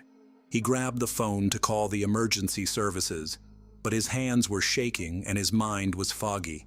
Nevertheless, he knew he had to act, and he ran to his neighbor's apartment, a floor below. Through tears, young Ramirez tried to explain what had happened and asked the woman to call for help. At 1:30 p.m., the emergency services received a call. Despite it being a Saturday, the day was far from peaceful. Unfortunately, incidents often occur on days when people are supposed to relax. The woman on the other end of the line reported that she was calling on behalf of a neighbor. He had asked her to summon emergency medical services for his brother's girlfriend. The unfortunate woman lay on the floor with cuts on her body and a disfigured face, showing no signs of life. Police and paramedics were dispatched to the address immediately. The parking lot of the apartment building was crowded, but one individual stood out from the crowd and approached them. It was Hugo Ramirez. He led the officers to the apartment. The young man could barely speak, so he simply pointed out the shocking scene. At the center of it all lay Brianna, her body bearing deep wounds. Stab wounds were evident on her chest, neck, and wrist. The officers asked the young man to leave the room while forensic specialists began their examination. One speculated that the victim had been lying there for some time, as the blood scattered everywhere had already started to dry. It was clear she had fought back, as evidenced by the defensive cuts on her arms. However, the assailant had overpowered her. The crime scene was rife with evidence. The first thing the forensic team noticed was a bloody iron lying on the floor, broken with some pieces scattered nearby. It appeared that the criminal had used it to strike her face. 2 knives lay in the bathroom sink, one missing its sharp tip. Blood was found on the soap, leading investigators to speculate that the criminal had used it to wash their hands. But the bloodied shoe print left on the carpet drew more attention.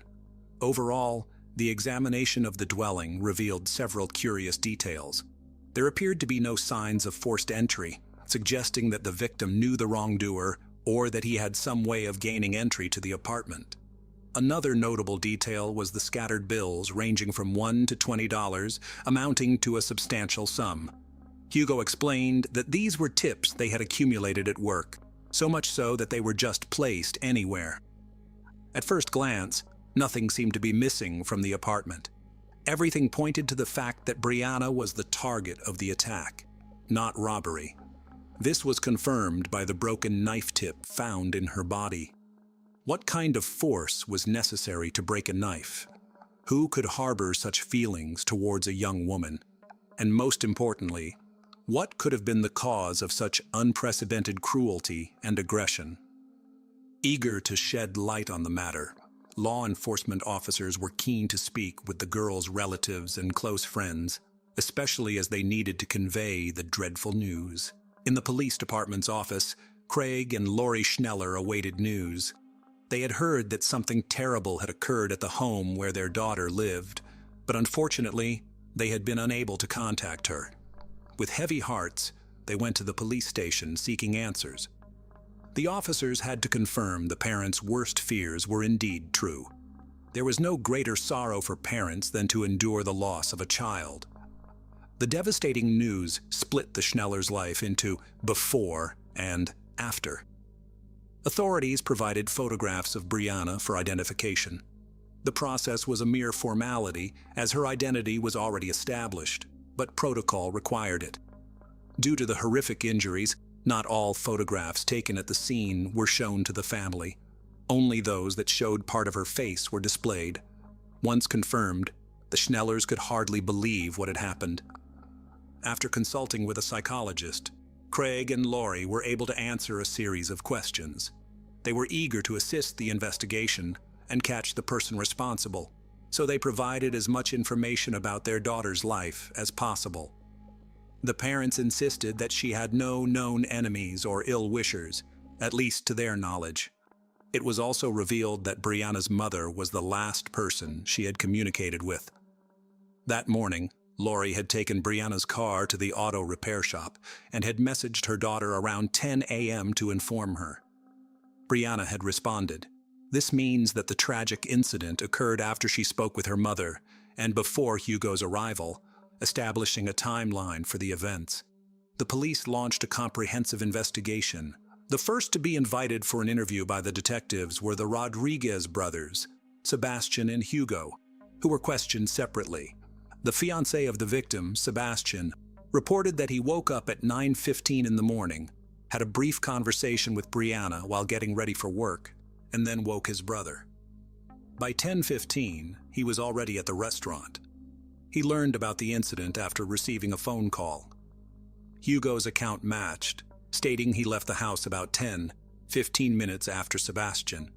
He returned home at 1:20 p.m. because he was feeling unwell and wanted to rest.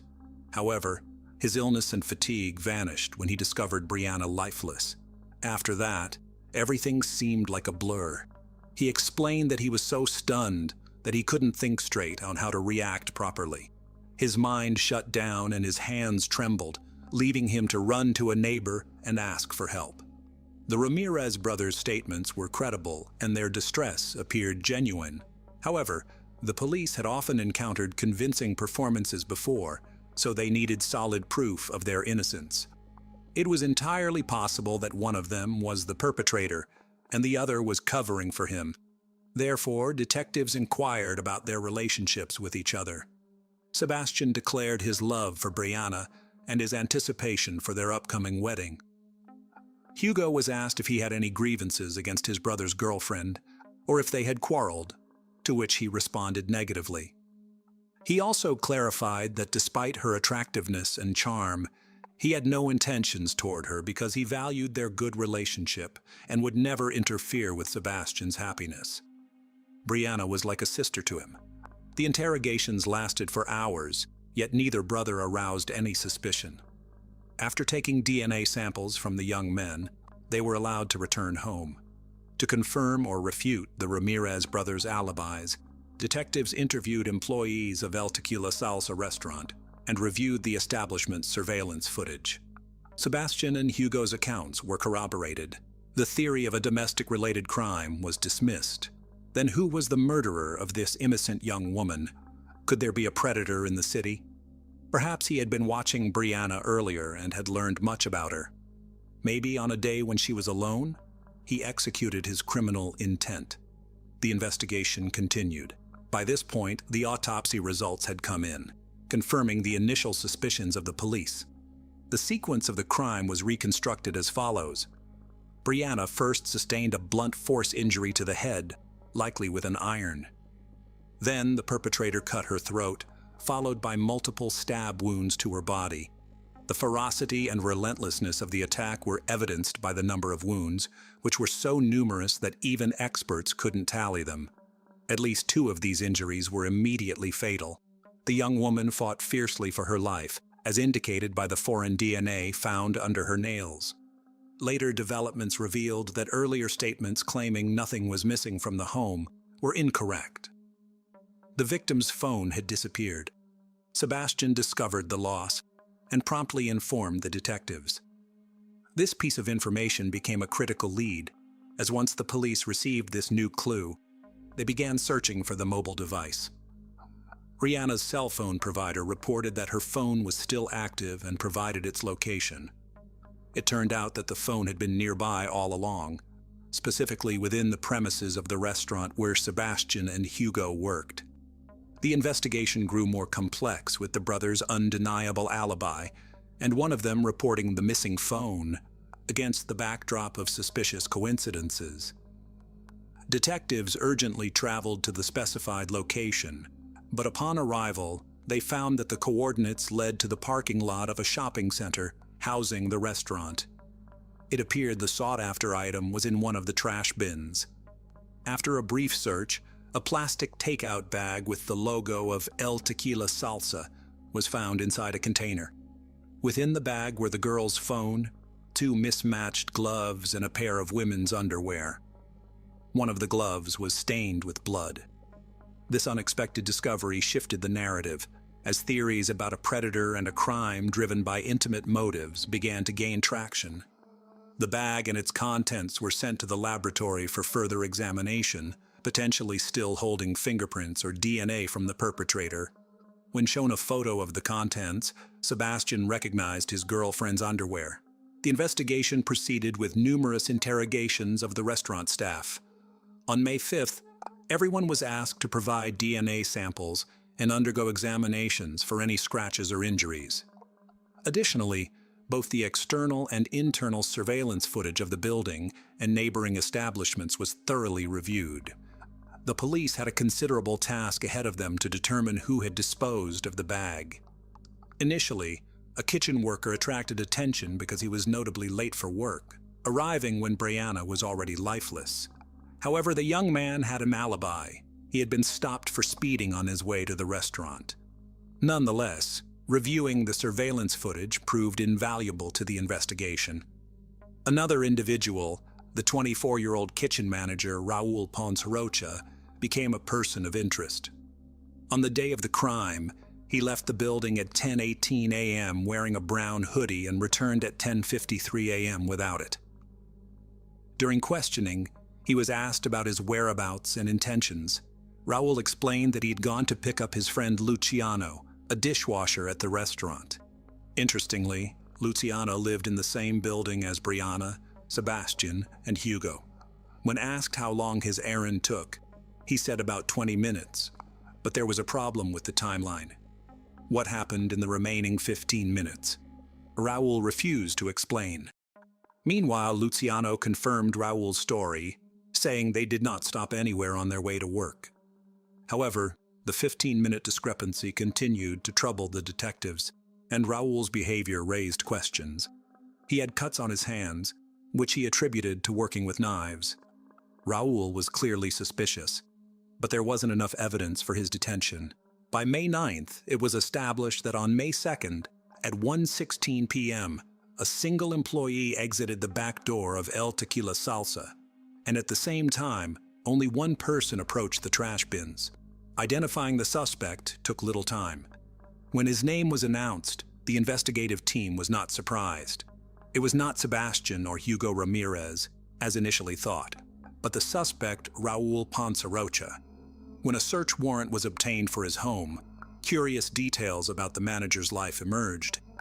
Under the mattress of his bed were found 4 pairs of women's underwear, several adult videos along with a brown hoodie and a glove resembling the one found in the trash bin. On the same day, Raul's DNA samples were sent for comparison with those found on the plastic bag. A strand of female hair found on his clothing was also analyzed. Everything pointed to the victim, Brianna. It was just a matter of matching the test results. Raul was arrested on suspicion of first-degree murder. When it became known that the alleged perpetrator had been found, Sebastian couldn't believe his ears. He never thought his colleague capable of such cruelty. The main question that troubled him was, why did he do it? They hardly knew Brianna and had only seen her in passing. Raul had always seemed like a kind and cheerful guy, someone who wouldn't hurt a fly. But the answer was found. The trial of Raul Ponce Rocha took place in 2011. Despite the lengthy investigation, Ponce Rocha never admitted guilt and consistently denied any involvement in the crime. However, the prosecution presented compelling evidence. The defendant's DNA was found on all key pieces of evidence: the iron, the knives, the plastic bag and its contents, and under Brianna's fingernails. Additionally, a shoe print found on the carpet at the crime scene matched the size and pattern of the suspect's shoes. The investigation painted a clear picture of the events. On May 2, 2009, Raul arrived at work at 9 a.m. En route to the restaurant, he passed the victim's house, a place that had long piqued his interest. Not seeing her car, he assumed she was out and saw it as an opportune moment to enter her apartment and take what he desired. The accused had a peculiar habit of collecting women's underwear, the evidence of which was found under his mattress. After the Rodriguez brothers arrived at work, Raul left the restaurant under the guise of picking up Luciano. Instead of signaling his friend immediately upon arrival, he entered the victim's apartment. He easily unlocked the door and entered. It appears he went into Brianna's room and began rummaging through her belongings. He was likely caught off guard at that moment. Otherwise, he could have excused his unexpected presence by claiming he was looking for one of the brothers and that the door had been open. Realizing the absurdity of the situation and fearing recognition, he struck her with the first object he could find, an iron. He then slashed her throat with a knife, followed by inflicting multiple injuries. The investigation concluded that the process of taking her life seemed to gratify him, as evidenced by the excessive number of wounds inflicted on the poor victim. It also noted that Raul used multiple knives during the attack. Afterwards, the culprit tried to cover his tracks by washing his hands and removing his jacket, as he still had to meet Luciano and drive him to the restaurant. He then resumed work, as if nothing had happened, which was captured on the kitchen's video recordings. When many staff took their lunch breaks, he seized the moment to dispose of the bag containing the evidence in a trash bin. Shortly before the trial, Raul stated that he indeed met with Brianna, but did not end her life. However, he suspected who might have done it and named a former restaurant employee. According to the defendant, he saw this acquaintance at Brianna's house on the day her life was tragically ended, thus confirming that he indeed entered the Ramirez apartment. However, when he left, Sergio stayed with Brianna, apparently having an argument. The defendant's statement raised additional questions and investigations. The information he provided was subject to verification. Moreover, the individual he mentioned was abroad. Nonetheless, authorities managed to contact Sergio. He even appeared at the trial to testify his non-involvement and refute Raul's slander. The young man easily proved that he was not in the country on the day of the crime. Weeks before, he had left to care for his gravely ill father in Mexico. Apparently, the defendant hoped that contact with Sergio would not be established, thereby sowing a seed of doubt among the jurors. However, his plan failed. The defendant merely emphasized that he had no qualms about falsely accusing an innocent person of a heinous crime. It was clear that he felt no remorse for his actions. During the trial, Brianna's relatives, as well as Sebastian and Hugo, were present. The young men struggled to contain their emotions, prompting officers to repeatedly call for calm. Ultimately, Raul Ponce Rocha was found guilty of the crime against Brianna Schneller, as well as burglary. He was sentenced to life imprisonment without the possibility of parole. He is serving his sentence at a correctional institution in Walpun, Wisconsin. Following the verdict, the victim's father stated that his daughter's case had become personal for many involved, as they all have families and children. He shared that he has not parted with a Father's Day card Brianna gave him, cherishing every memory of her. Craig Schneller confessed that Brianna's death broke his heart, and he lost faith. No information about Sebastian Ramirez is available. It is only to be hoped that he has closed this tragic chapter of his life with a sense of completeness and has been able to move forward. One day, his brother Hugo appeared on a television show discussing the ordeal they endured. Raul's actions were fatal for Brianna. He not only ended the life of a beautiful young woman, but also devastated the hearts of her family. Things could have been different if the young man had not chosen to cover his tracks. He might have gotten away with clumsy explanations and apologies to the girl. At most, it would have ended with a confrontation between him and the Rodriguez brothers. It is unlikely the victim would have reported him to the police, and even then, the incident could have been resolved with minimal harm.